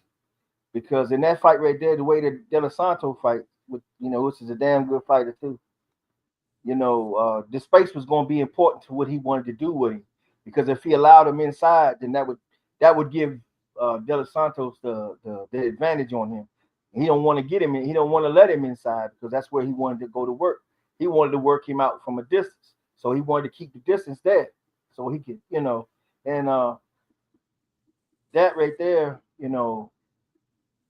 can be a weakness if you can't maintain, because you want to be comfortable. You want to have a distance that makes you comfortable to operate. And if you can't maintain it easily, then you can run into some problems. You might run into a hook, you might an uppercut or something catching you from some wild angle while you're trying to, set yourself up, So that's one thing I see, I'm gonna tell you one of the weaknesses I peep in Shakur. and we seen it in his last fight with Zepeda. Shakur don't like to be pressured. He like to fight at his own pace, and he really makes his fight. He makes the fight his pace. He makes his opponent fight at his pace. If you pressure Shakur, I believe that's maybe when you pressure him, that makes him engage more. And when you pressure him, he's not moving. So now he's standing in the pocket and he's engaged. And we seen with Zepeda, which was a great fight. He had a great fight. Don't get me wrong. But that was the most we ever seen Shakur get hit either. So I believe, if I was to say what would be one of Shakur's weaknesses, his weaknesses might be you have to pressure him and make Shakur fight your fight, then you fight Shakur's fight. Because if you get to fight Shakur's fight, if you're a boxer, you might get bored yourself. But at the end of the day, all he wants is his hand raised. And he gonna do it by any means necessary. So he say, do you think T.O. can hurt Shakur? If he hit him with something, he got a possibility. He does got good power, so it depends on where he hit him, how he hit him, and when he hits him. If he can get in that space and he can land an uppercut, a nice hook, or something that's catching him while he's thinking about space, and then get caught. I mean, anybody get caught in transition. You know, you can be hurt. You know, anybody can get hurt. My thing is, I don't think Shakur is gonna. I think he's gonna put a boxing clinic on, bro. Yeah, he has to. I believe we're gonna put a boxing clinic on. And when I say that, I ain't saying that T.O. won't win no rounds and no shit like that. I believe that in this particular fight, Shakur is gonna cross every dot. He's gonna dot every dot and cross every T. Meaning we gonna see all mechanics. Like hands gonna be up, phone gonna be on the hook. You feel me? I believe we gonna see to where we gonna be like, man, you know what? That man, hey, Shakur Kane, he was on point. I believe this is one of the fights we gonna see where motherfuckers sit up there and say, well, Shakur really ain't showed us nothing. Well, I believe in this one, he gonna dig in that bag and it's gonna a motherfucker gonna be like, well, damn, bro, he put a clinic on. He covered everything. It wasn't no weaknesses. You feel me? Yeah, he gonna have to, because T.O. does have a skill set that'll force you. You're gonna be in some exchanges where you're gonna have to get gritty. You're gonna have to plant them feet and let it rock. You know, and like you say, and that's the beauty of it. Just like we was talking a little earlier about Triple G and the whole thing. That's why I want to see these fights. You know, and it's the same for Jamal Charlo and them guys. They gotta fight these guys. That's the only way that, you know, the pieces all come together for us boxing fans. Because, you know, if you say you love boxing, you'll come in loving the topical things. But as the years go along, you get deeper into it and you get more interested in why this and why that and this and that, you know. And then that's, you know, you'll learn much more. Don't make that mistake. Don't make that mistake. Shakur can hurt T.O. Yes. Hey, listen. especially Shakur go to that body, bro. Yeah. Well, if Shakur get inside and get the T.O. body, bro, we got a different fight. It's a different fight. It's a different fight, City by the Bay. Yeah, and the thing is, man, you know, we've been in the gym and we've seen Shakur hit some of these cats, man, and it ain't a TV. You might see and perceive it to be one way, but when you're right there and you it's to be respected. I'll say that. We ain't gonna say he gonna go out here and one punch knock out everybody, but if he hit you, you know you hit. You know, Zepeda didn't lose that fight because he wasn't trying. You know, right. He was putting marks on his ass, and then he had to respect it. And that respect is what was just enough to give him the space in the operation time to do what he wanted to do, and then it was a cycle. He was stuck in it the whole fight. Yeah. Yeah, but that's cool, man. But I see you digging that fight, man. What other fights you digging in that City by the Bay, man? What else you got coming up? You looking forward to, man? That's gonna be in New York too, isn't it? That's gonna be the Barclays. Madison Square Garden. Yeah. Oh, Madison Square Garden. Okay. I don't know. That's January 31st, right? Yeah. Yeah, I had to see, man. Might have to make that trip, man. Might have to go on down there and see who else on the card. Did they announce anything yet? Now I know, like I said, Jermaine Ortiz and Richard Henderson, Shoo, he fighting for the WBC title. That's a nice little card there. I know. His little cousin, Shakur little cousin, he'd be fighting on that card. Oh, Saquon. No, not Saquon. Yeah. Yeah. On that card too. Okay, yeah, man. So that's a real local type thing, man. All them guys from Jersey, New York. City by the Bay, we talk boxing. We don't give a fuck about none of that shit. He said, I like boxing knowledge. I sub. Appreciate you there, City by the Bay, man. Yes, indeed. Thank you so much. He said, if you like women's with Shields versus Cruz, that's gonna be a good one. Yeah. You hit on it, man. Yes, sir. The rematch. I'll tell you what, Clarissa, she better not take no shorts. Hey, listen. Cause bro, listen. Over this time, Franchon has gotten better. She has gotten better. She's got better. And I know Clarissa won the first time they fought. I think it was both their pro debut, I believe. It was Franchon's debut. And Clarissa had like 2 fights maybe or something. Yeah, something like that. Yeah. So then they known each other for such a long time, and they spar all the time, so they know each other real well, man. Hey. And plus, Franchon got to win over a man. You remember when she fought that Jimenez, and they didn't want to give her belts back. Yeah. You're right. Man, you're right. I don't know, man. That's a scary fight right there, man. And people talking about Layla Ali. Man, Layla Ali, come on now. I don't like the way she using her to get herself some clout. And people starting to talk about her simply because of Clarissa Shields. Wasn't nobody talking about her before that Clarissa thing popped off.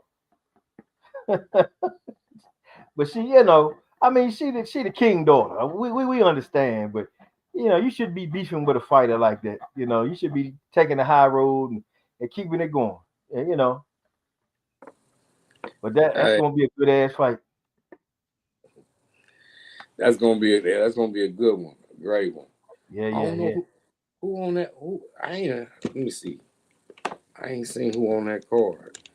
And that's when's that? They fighting in February though, right? Is that gonna be with that's not gonna be with the Ryan Garcia and it's not on the same card, is it?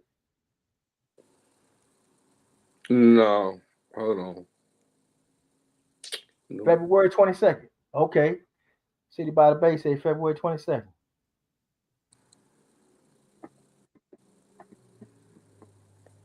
Yep, February 22nd in Detroit, Michigan.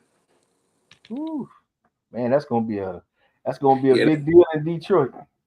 Yeah, they ain't even put that undercard together yet. Okay. I still feel like Clarissa should have signed with MVP though. I really think she should have did that. That would have been good. That would have been good for her and Jake. Yeah. She really, because the guys she got now, I mean, that's okay, but they can't take her nowhere. She is the one person that makes them even relevant. If she leave, who they got? They no longer have Boots, But she would have had she would have a operational company that's actually big enough to really, hold her exposure. She has a greater exposure with that because they got Netflix and everybody all over the world can see you. I don't understand why you wouldn't jump on that.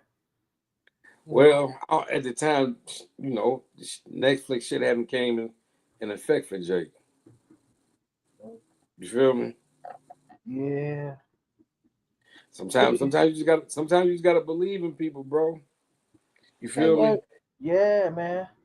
But he says he think Lauren Price is the other best female boxer right now other than Shields is Lauren Price from UK. Who was Lauren Price? I'm trying to see if I gotta gotta check the dome on this one. But we definitely gonna look her up now. You put the name out there, brother. That's what we like, man, because we love that boxing too, man. So that's the deal. from the UK. Lauren, oh wait a minute. Didn't she fought Katie Taylor before, right? Hold on. What did you say her name was? Lauren Price. I think she fought Katie Taylor before. It was a damn good fight. If this is the one that I'm thinking of.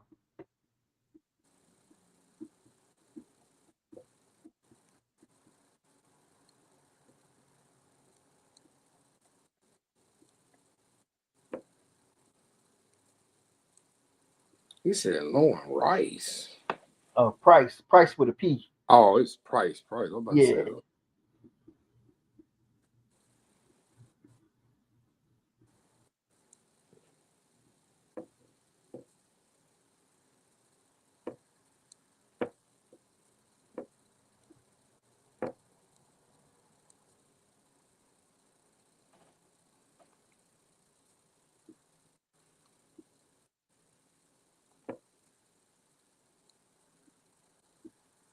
She fought Natasha Jonas. Okay. All right, man. Yeah, that's another one to look up and put on the spectrum there for sure. Yeah, man. So that's some good ones coming up, man. I like that, man. Boxing looking pretty good. Pretty good. I wasn't even hip to her. Yeah, that's what I was saying. When he said it kind of sounded familiar, but I can't place the names and faces all the time. I'm trying to think. How did I see her fight? She fought the Natasha Jones. Hold on 3-7. Who was on that card? Let me see.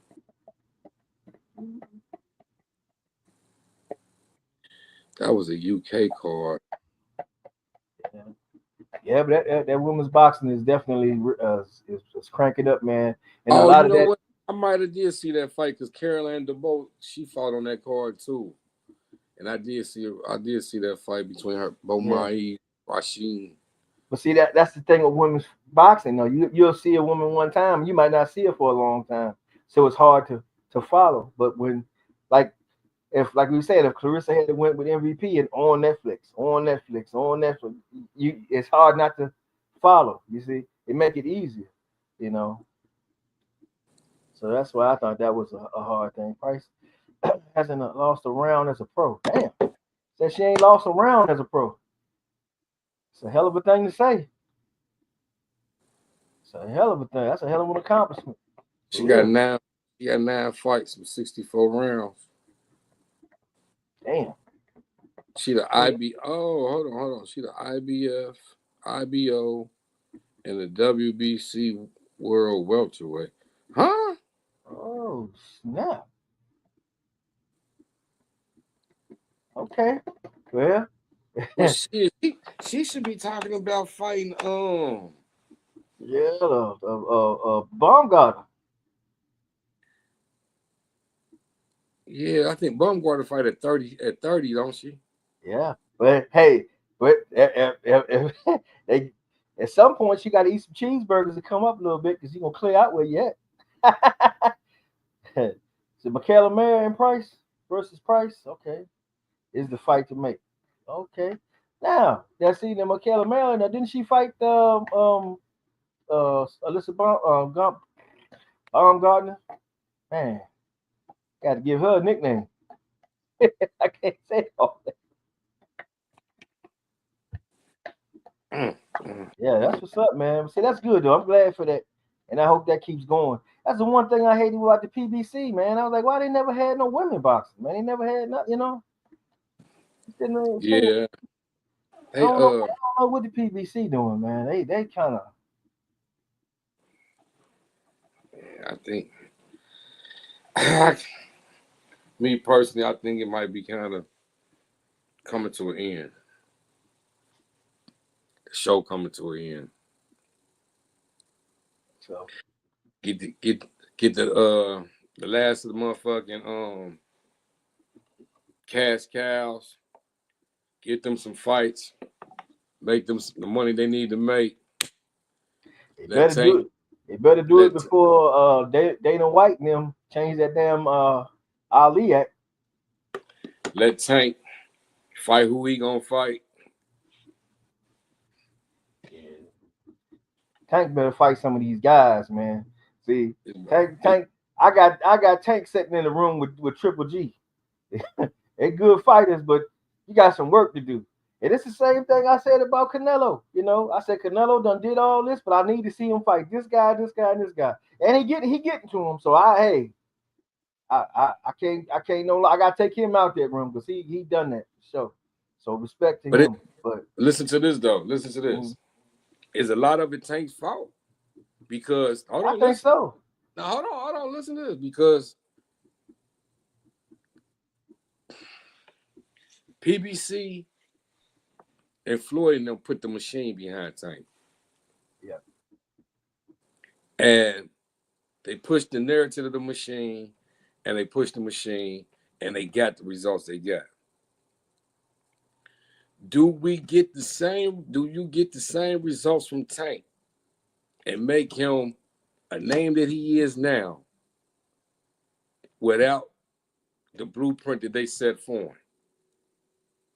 And when I say the blueprint they set for him, yeah, they pick and chose some of his fight. They pick and chose his fight.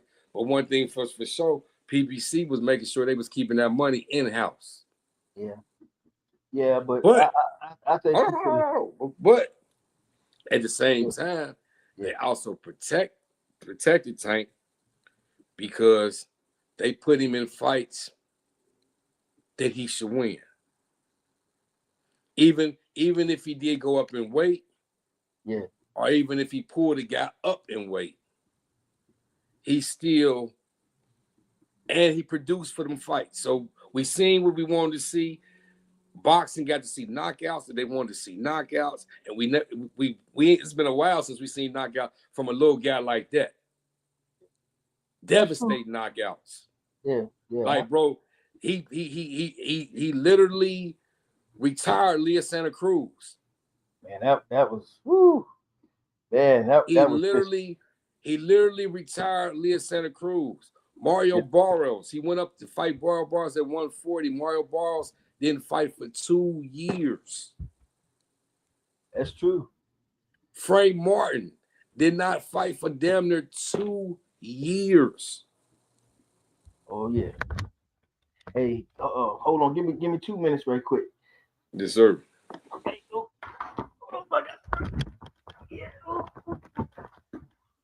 Who's a boxer y'all really like people sleeping on? Somebody that somebody sleeping on. I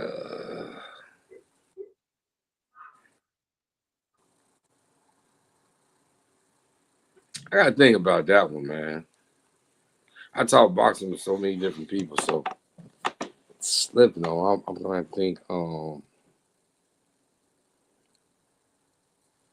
don't know. I gotta come back to that one. I'm sad we missed out on Tank versus Loma. Yeah, and see that like okay, to that sense, City by the Bay, in that situation when Floyd had kind of threatened him to fight with Loma years ago, Tank really wasn't ready for that fight. He wasn't ready for that fight mentally for that fight. And yeah, we never got a chance to see it. But I think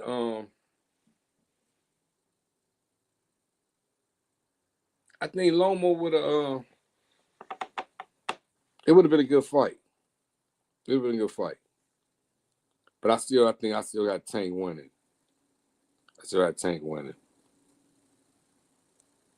I'm still trying to think of somebody you say that slept on, boxer that slept on,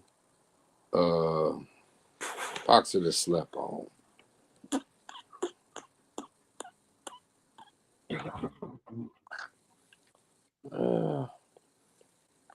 He said I'm a huge Loma fan, but I think Tank would have knocked him out. Yeah, I agree. I believe Tank would have knocked him out. Loma coming in angles, I believe Loma might have ran into something. Sort of like how Rolly ran into that motherfucking punch, I believe. In that situation. City by the Bay said, name somebody that you feel people sleeping on. People sleeping on. In boxing, I'm like, man, I think they sleeping on Kermel Moton. What they doing with him? I don't understand it. Okay, here I'm gonna say one. I'm gonna tell you one who I believe slept on, and I don't believe people. Even though he just won a title, I still believe he slept on. Abdullah Mason. I believe he still slept on. Even though he won that title, he got a title at 135. I believe he still slept on. I believe. And see, this was gonna be crazy. Yeah, now, that's a juicy question. Shakur vacate the WBC title at 35. Floyd Sheffield they already priced their way out. They told me they want $10 million to fight Abdullah Mason. Man. And my reason to that is because they are in line for the WBA title. They hoping Tank don't fight and vacates, and then next thing you know, Kid Austin is a WBC super champion instead of interim champion. Yeah, and look at how they doing it. I still can't get over them in the hospital with the.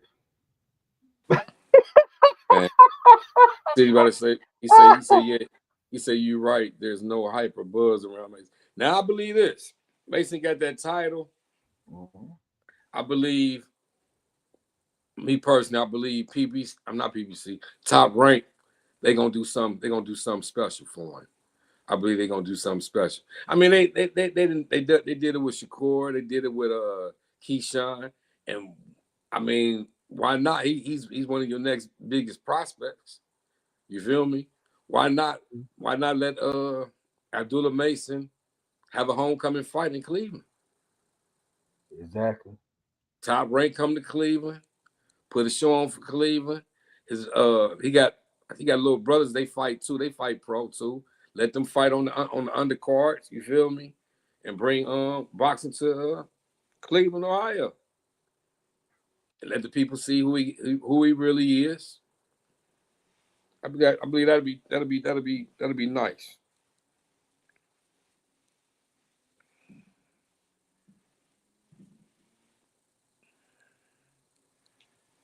I think that'll be nice. Yeah, that would be. I think that's coming because they had mentioned something about that. You know.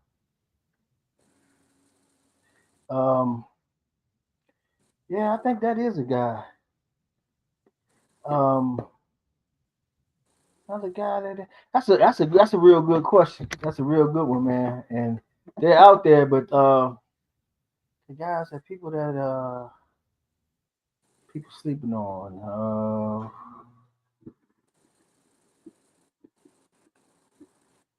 We got fights. Yeah, I would have on the zone now. No, yeah, we got some fights on tonight too. Tony Harrison fight tonight. That's crazy. What? Tony Harrison? Yeah, Tony Harrison fighting Brian Chavez. What? Yep. In Detroit on the zone. They got the City by the Bay was talking about women boxing. They got the Olivia Curry 2, her versus Kaya Scott for the rematch, fight of the year rematch. He fighting on that. He fighting on that card. Dang, man, I didn't even know he's still trying to fight, man. Give me 1 second. Yeah. I can't believe he's still trying to fight. He should have went on and started training, man, and made that conversion, because I don't think it's there for him no more. Just don't think it's there for him no more. Yeah, but I just also say, like you were saying, City by the Bay, people slept in on. They slept on old Shacky Foster. I think was one of those guys too. A lot of people thought that he wasn't going to beat. Uh, uh, um, shoot, old boy from Philly, but he did. He actually did a lot better than I thought. Who is someone right now who y'all think is really overrated? Overrated. Okay, let's see. Ryan Garcia. Ryan Garcia is overrated in my opinion. Ryan Garcia. Uh, I think Tank Davis is overrated. I think he's a good fighter, but to me, just being good is part of it. But it's like, I got to see you up against the top competition, man. It's a lot of guys that he should have fought by now. He didn't fight. He ran from Lomachenko. Lomachenko talked so bad about him for so many years. It was crazy. He would not fight him for nothing. Wait till he gets older and, ready to retire. Then he says, okay, let's fight now. Which is, kind of crazy to me, because that should have been happening. He should have fought Gary Russell Jr. He didn't fight him. He was talking trash to Devin Haney, never fought him. And I take points off of that, Hey, City by the Bay, he said he think Haney overrated. Wait a minute, City on the Bay. Hold on, on, City on the Bay. How you from the Bay saying that, bro? Yeah, man, you gotta explain yourself, my brother. You got to explain. Make me understand. Hey, hold on, man. City by the Bay, man. You might have to come up on stage for this one, bro. Yeah. I don't know if you can type fast enough for you to explain this one. You say Haney overrated. You say, oh, you're a Loma guy. Okay. I understand that, but bro, how can you sit up and say Haney overrated, bro, when this guy was literally undisputed at 35, and Devin Haney has one of the baddest resumes in boxing, bro. He got one of the coldest resumes in boxing, especially to be a guy who's under 30. Oh, he's a Loma guy. Yeah, I mean, that's really outside of boxing. I understand. I feel that way about T.O. But even though I feel that way about T.O., I still acknowledge the guy's a good fighter, and he ain't just somebody to walk over. But I can't root for him, and I guess you feel that same way about Haney. So I totally understand that. But and I do, and you say you love Bill Haney, and I do as well. I like that father-son relationship, and the way that he's come into boxing, the way that he has, and sheltered his son, and kept all of the guys that take advantage of fighters away from him. And he managed to maintain control and direction, and even trains his son. I think that nobody really gives that guy the credit he deserves for that, man. That is a huge monstrosity of an undertaking, and he's really done it well. And I just don't know why people don't like the guy. I can't see it. I think anybody would like to have a father that supported them that way and was there with them. You never see one without the other. And that's just amazing, man. And I take my hat off to him for it, man, because that would be any son's dream and any father's dream, for that, and that is great, man. But You know, and I think that Loma Haney fight was a good fight, and I think that it probably should have happened a little earlier. But I also have to say is, and I hold this against Loma though, because I felt like Loma did that with the T.O. fight and the Haney fight. The first 6 rounds, he was not really going for it, and I think that cost him both fights more than anything. And I think that's why at the end of that fight, you know, he had them tears because he let himself down, in my opinion. You know, because he should have went harder from the beginning. You know, yeah. And I think when you trace it back, if you look at the first half of those fights, that's the reason why you lost. You know Right. when he came on for them couple rounds, he looked good. It was you like okay, well hey, but you gave so much away, you had to knock the guy out, and if you didn't knock him out, you put yourself in a hole where you had to knock the guy out. And when it didn't happen, it just no way I could pick him to win. And just like and he did the same thing with T.O. because when he fought T.O., he didn't. But when he went after T.O., he really showed that there was a level of him over T.O. And then the 12th round, I don't know if he got gassed or what, but he gave the 12th round back, and that pretty much swung the fight. But the Haney fight I thought was different. He started out that way, really lackadaisical, but it could also been Haney's body work because he really did pay a lot of attention and did a lot of body work, and it was good. He did some damage to him, man. It wasn't an easy fight, man. But but Loma, man, I don't dislike Loma. Loma's a damn good fighter, but I thought that over everything, that was what really cost him the fight was those first 6 rounds of each of those fights.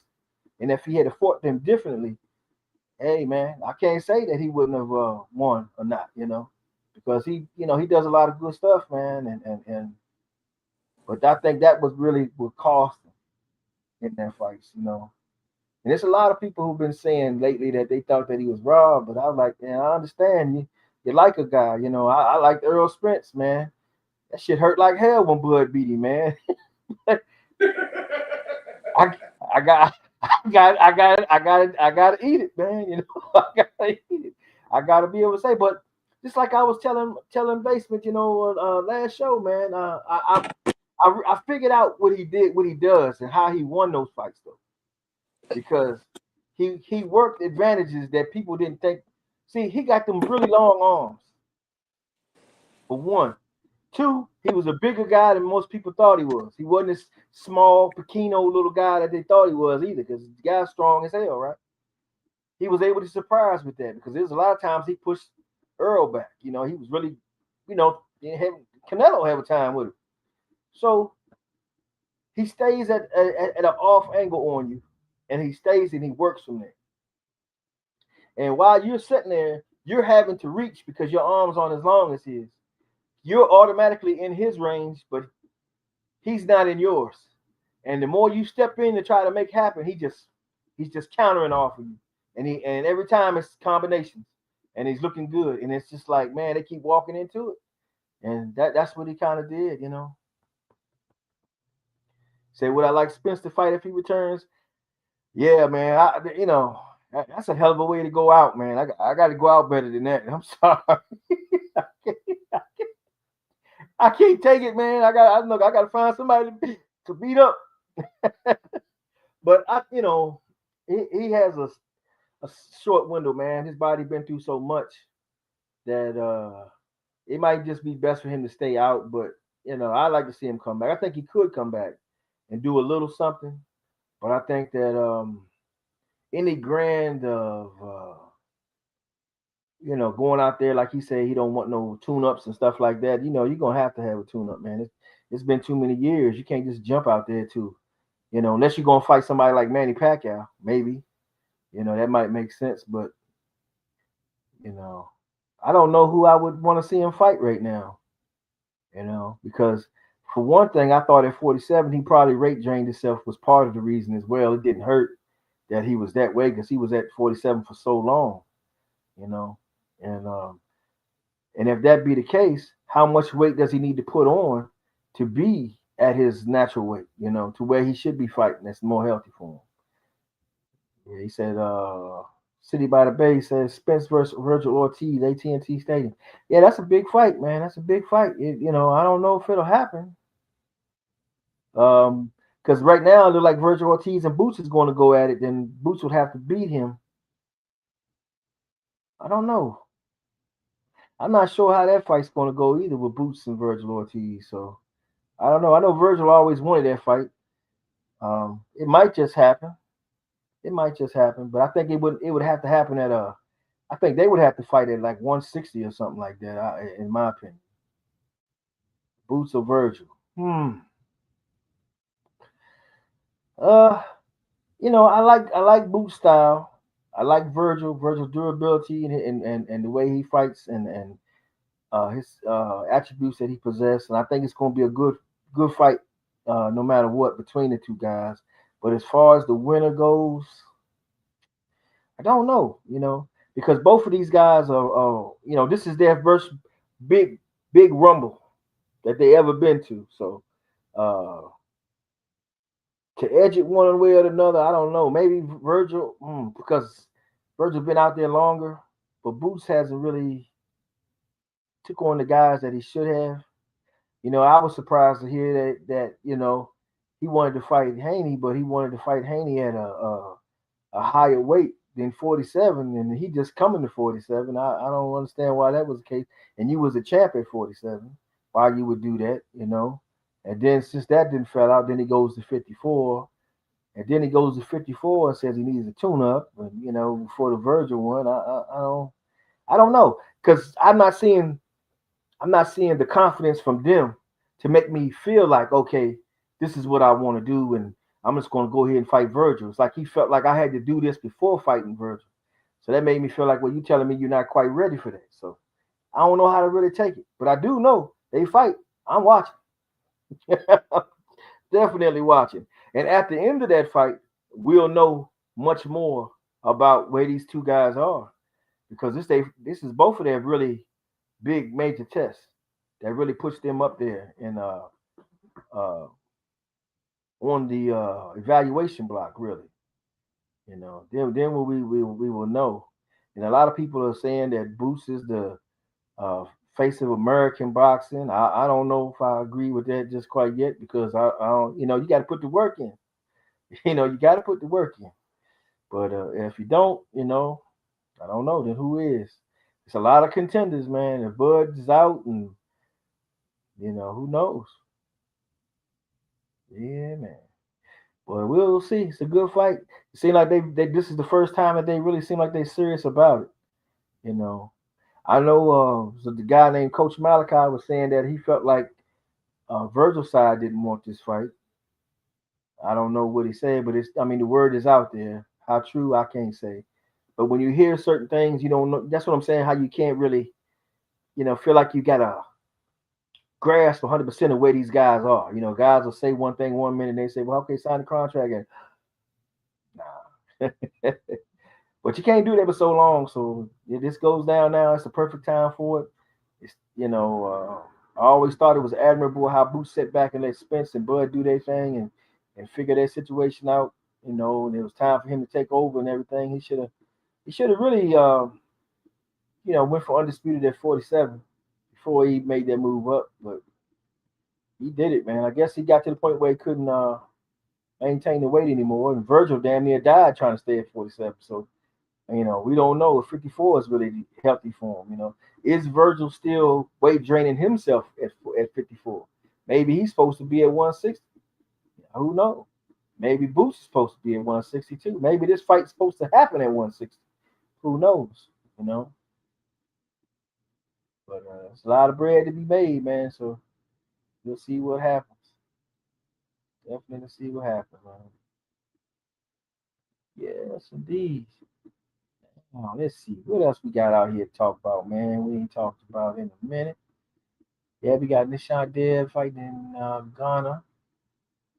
That fight has already happened.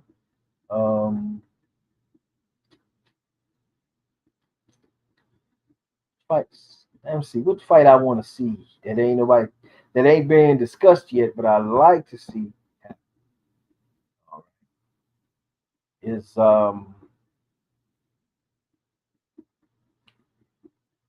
What's his name again, man?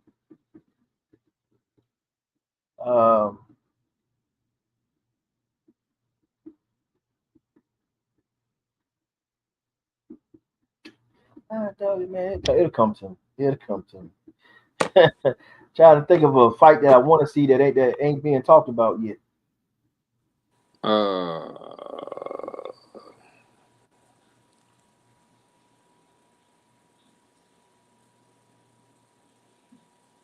Oh, that's the heavyweights. No. Damn, I know how what did that happen? I love this. I love to see Mr. Gary Russell and Tank. Man, I, that's exactly. And see, that's why when we was talking a little earlier about the Jake Paul and him fight, and I was like, man, I don't think he would have won that fight because his plan was to have that fight, cash out, and just dip out of boxing. And he was driven that way because he didn't beat Lamont Roach, in my opinion, and he didn't fight Gary Russell Jr., who he should have fought years ago. And he ain't fight him. He ain't fight Devin Haney. But how you gonna talk about people and not fight them? You know, duck them and dodge them and say, I'm not gonna give you a payday. I'm not gonna give you a payday. Yeah. Man, that's not no fighter to me, man. I don't care if the janitor's popping shit. The janitor need to be knocked the fuck out. He need to know the pecking order around this bitch. You know Hey, I agree, bro. I mean, I don't understand it, man. And that's why I really took my foot off the gas with Tank, man. I'm disappointed like hell. You know, you from Baltimore, man. They don't roll like that in Baltimore. How do they tolerate that? You know, in Baltimore, and them cats ain't no joke like that. You step on somebody's toe over there, you got a problem. This dude here, he moving like I ain't something I ain't never seen before. I'm like, what the hell is wrong with it? Man, get him out the way. And then that's why takes me back to Carmel Moten. What the hell is going on? I don't understand it. Man, them guys got similar problems. Bad promotion. Yeah, Floyd Mayweather. He got to get the hell away from him. I don't know what the hell Floyd doing. He wasting that young man time. This dude is a talent. I don't understand it at all, man. I can't figure it. Just think. He had Hitchison left, Tank left,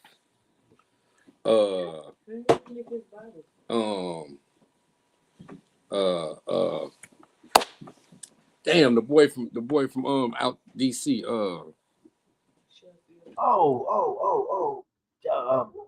Dang, man. Yeah. The Hell Hackett. Yeah. The Hell Hackett left. Something is wrong there, man. I mean, something is wrong there. Something's wrong with PBC too.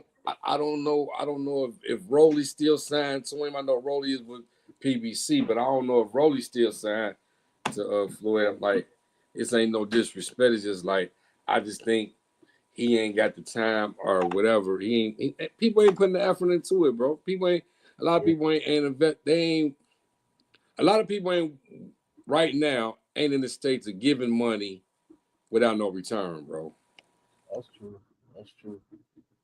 But he got a star in the making, man. That young dude right there, man. Every time I see him, I just be like, wow, man. Can't believe, man. I think he better than Tank at that age. But then look at it just too. Every time he fight, he an 8-side fight. You got to pay for opponent. He ain't bringing no too much money in because he ain't a big draw. He fight on somebody else's card. You paying a slot fee for that too. It's just money coming out. And he wants some too. He probably helps sell tickets, but if the fight is somewhere where he ain't close to his home, I mean, hey man, be a lot of stuff in them guys. That's why PBC don't sign guys until they already 7-0, 8-0, 9-0, and making the name for themselves. Because PBC don't want to go through the starting period. They don't want to hold your hand and while you crawl and get on your feet. Nah, when you come to PBC, you got to be already on your feet, ready to talk business and ready to fight. Yeah, but see, they don't know how to build stars, man. And most I of those mean, promoters don't know how to do that anyway, though. But we can't say that because bro, they built Tank. Everybody they built was stars. Just think, bro. They made yeah, they made they made they made they made guys who were not superstars. yeah. But what I'm saying is a little They bit they bigger than reign might boxing. their reign might didn't last long, but bro, Yeah, just listen here. Just look. Everybody in the world know Charlos. Everybody in the world know Adrian Broner. Everybody in the world know Tank Davis. Everybody in the world know Danny Garcia. yeah, I mean, Sean Porter.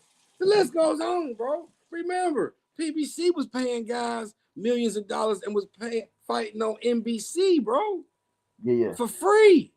Yeah. Remember the Sean Porter and Adrian Broner fight was a title fight that was on free TV. Yeah, see, and that was a good move to do. But right now, what I'm getting at is this though. Ryan Garcia has all of the, got his own fan base and all this, and is known in an outer space outside of boxing. That makes him something already coming in. You got guys that are better skilled than him that don't have none of that. That's sitting in that problem right there. And the way to get them out of that problem is to reach outside of boxing and grow a fan base outside of it that you can bring to the negotiating table. Why don't they put them with young entrepreneurs or something and have them do commercials or anywhere like they say, okay, well, Baltimore is my city. Baltimore is going to do it. Okay, well, I need to see you all over Baltimore. Just like I tell you all the time about JJ Watt out here. JJ Watt was everywhere. You couldn't go nowhere without seeing JJ Watt. Sick of JJ Watt. He was everywhere. They're gonna make you it. But hey, outside of this, what he do? Jump right out of football, went right into the thing, start talking football, man. Still making money, grind still going. And that's what I'm saying because a star in a way where you're a star in boxing and you're a star out of boxing.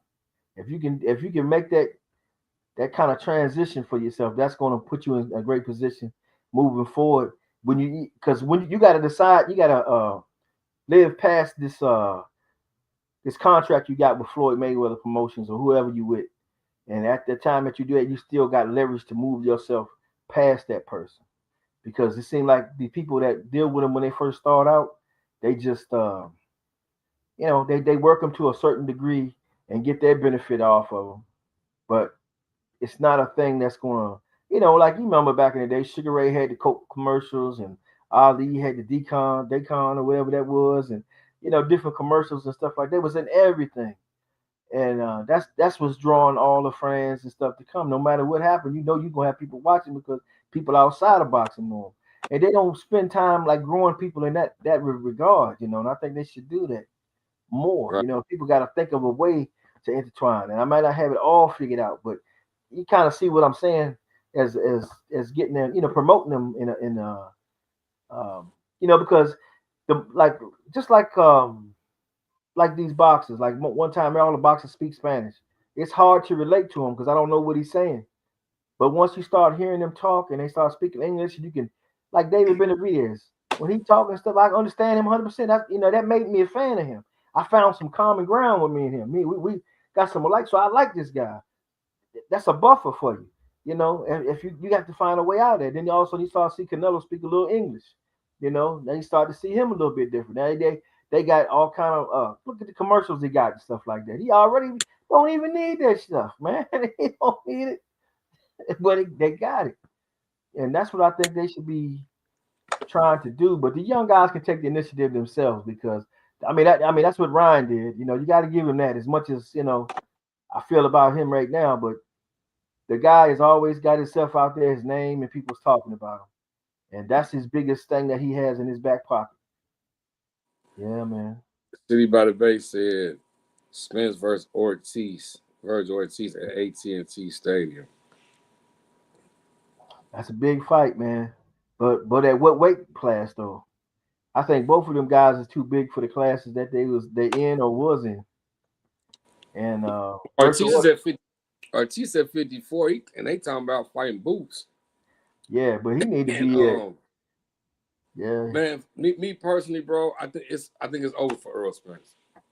It's looking that way, man. It's looking that way. I'm not saying it in a bad way. I'm just saying that boxing just passed him by. Yeah, it's like, definitely doing that now. You're right. Like for instance, like people say, well, we were supposed to get the Earl Spence and Crawford fight right back, right? But he wasn't able to get that fight right back. And I believe we didn't get that fight right back is because it was too much money. Yeah. It was too much money. It was too much money, babe. And you know what, bro? This crazy thing. And this about to be some shit right here. Listen to this. Remember back then, Bud said, I got a silent investor. Remember? Yeah. Yeah, he did say that. Now listen, hold on. Everybody thought it was BOK Prime, right? Yeah. It was Turkey from the giddy up. Turkey. Oh, you think he got in on that early? Bro, remember he said, I got some foreign investors who wanted to see the Crawford Spence fight. Turkey was a big boxing fan. Right after that, he got into boxing.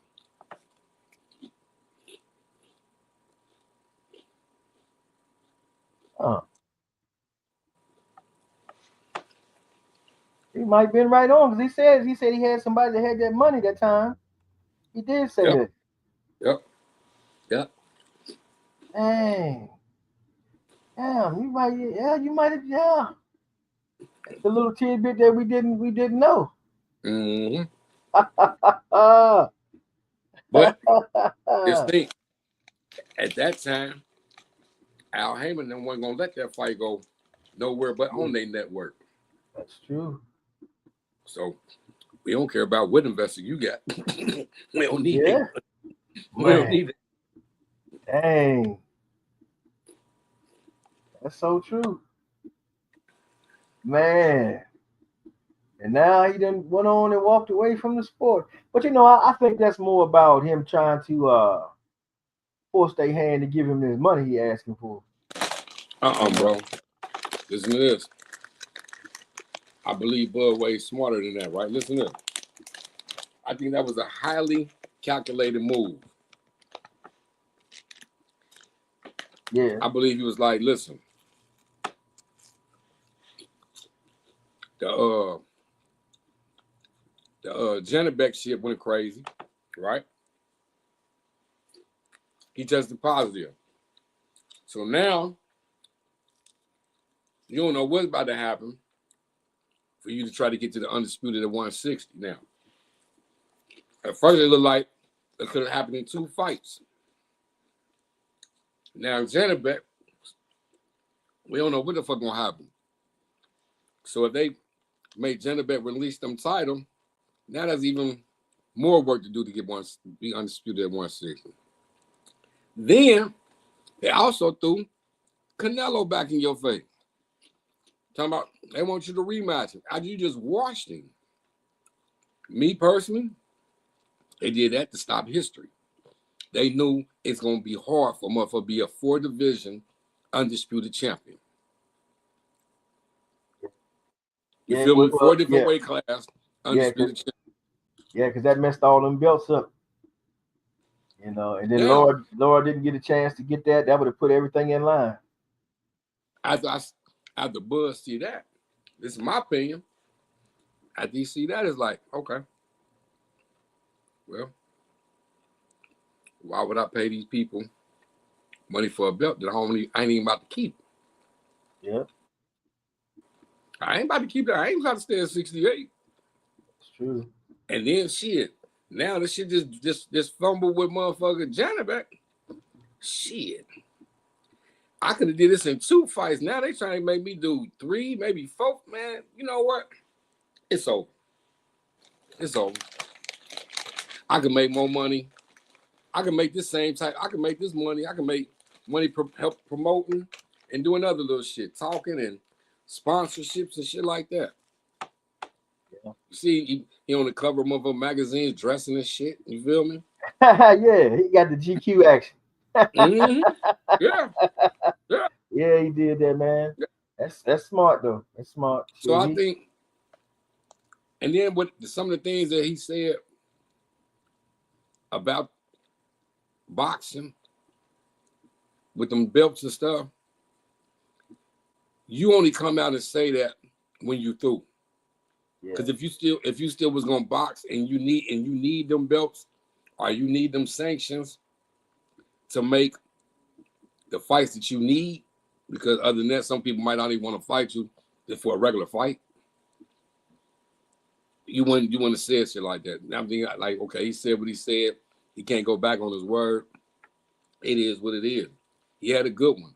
He don't spend too much money. I ain't counting nobody's pockets, but hey, he cool. Yeah. He cool. Wow, man. One thing we do know is he made the most money at welterweight. The other fighters, he was making a guaranteed $6 million a fight. Yeah, he's making money, man. He definitely did that. So he looking good for all that. So he in the perfect position. He is good to go. Ain't no pressure on him to do nothing, and that's good, you know. And but I mean, but I do agree with him. If they trying to get him to fight Canelo again, it got to be $100 million.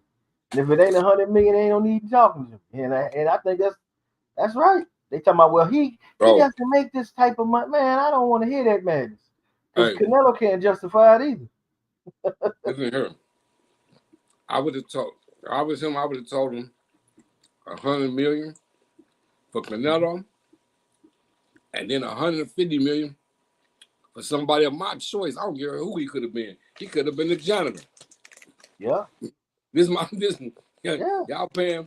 I'm gonna put the seats in I'm gonna put the asses in the seats. Yeah. I mean, you look at him now, his fan base has grown. I mean, you see him. I mean, he's been in different countries around the world celebrating. People know him all around the world now. He's really broke through. You know, I don't know why people would think that that money ain't justified for him, but it's justified for Canelo. I mean, Canelo's whole fan base is showing this man respect. So it's not like they're gonna see him fight. They're not gonna tune in. They're gonna tune in. They're gonna see where he's gonna go next. Or even if not, maybe they upset that he beat him and they want to see him lose. Either way, you got them invested. As long as he in Nebraska, he'll never have to spend a penny. Yeah, man. You know what, bro? I might have to get ready to dip here in a couple minutes, man. But it's all good, bro. I think we need to hit this tomorrow, man. We might have to get back on here tomorrow. We can talk about the fights. Yeah, because we can, because they don't need watching the Cowboy game tomorrow.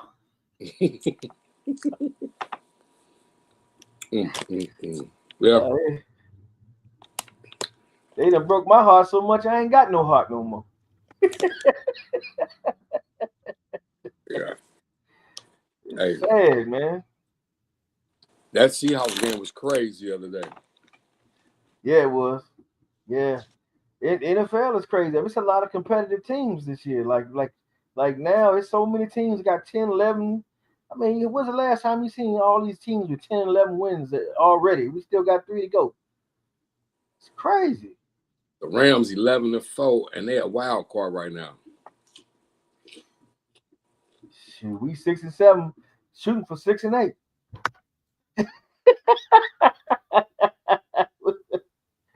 We suck, man.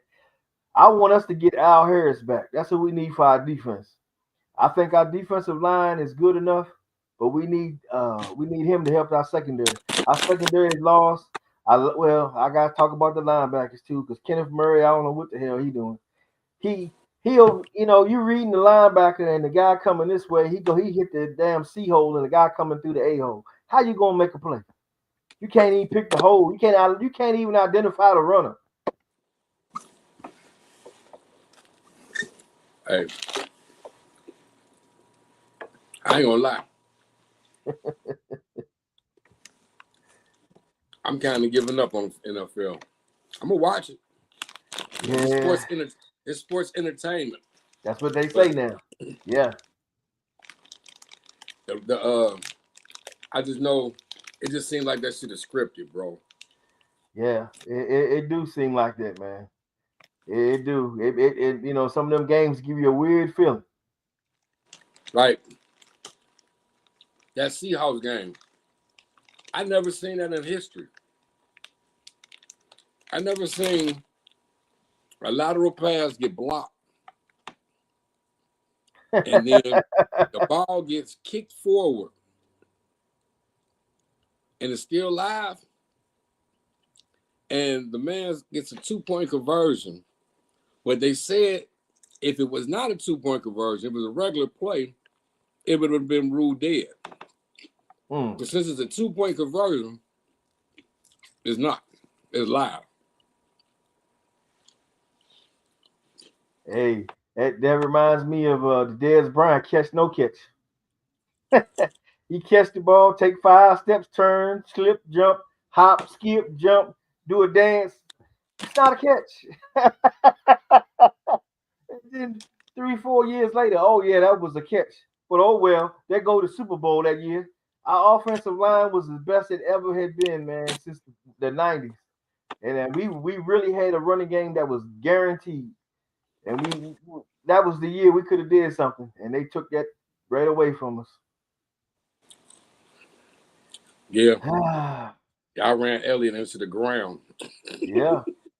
2016, man. I never forget it. And I seen that, I couldn't believe it. I said, man, you gotta be kidding me. Y'all had Elliott and Barber, didn't y'all? Yeah.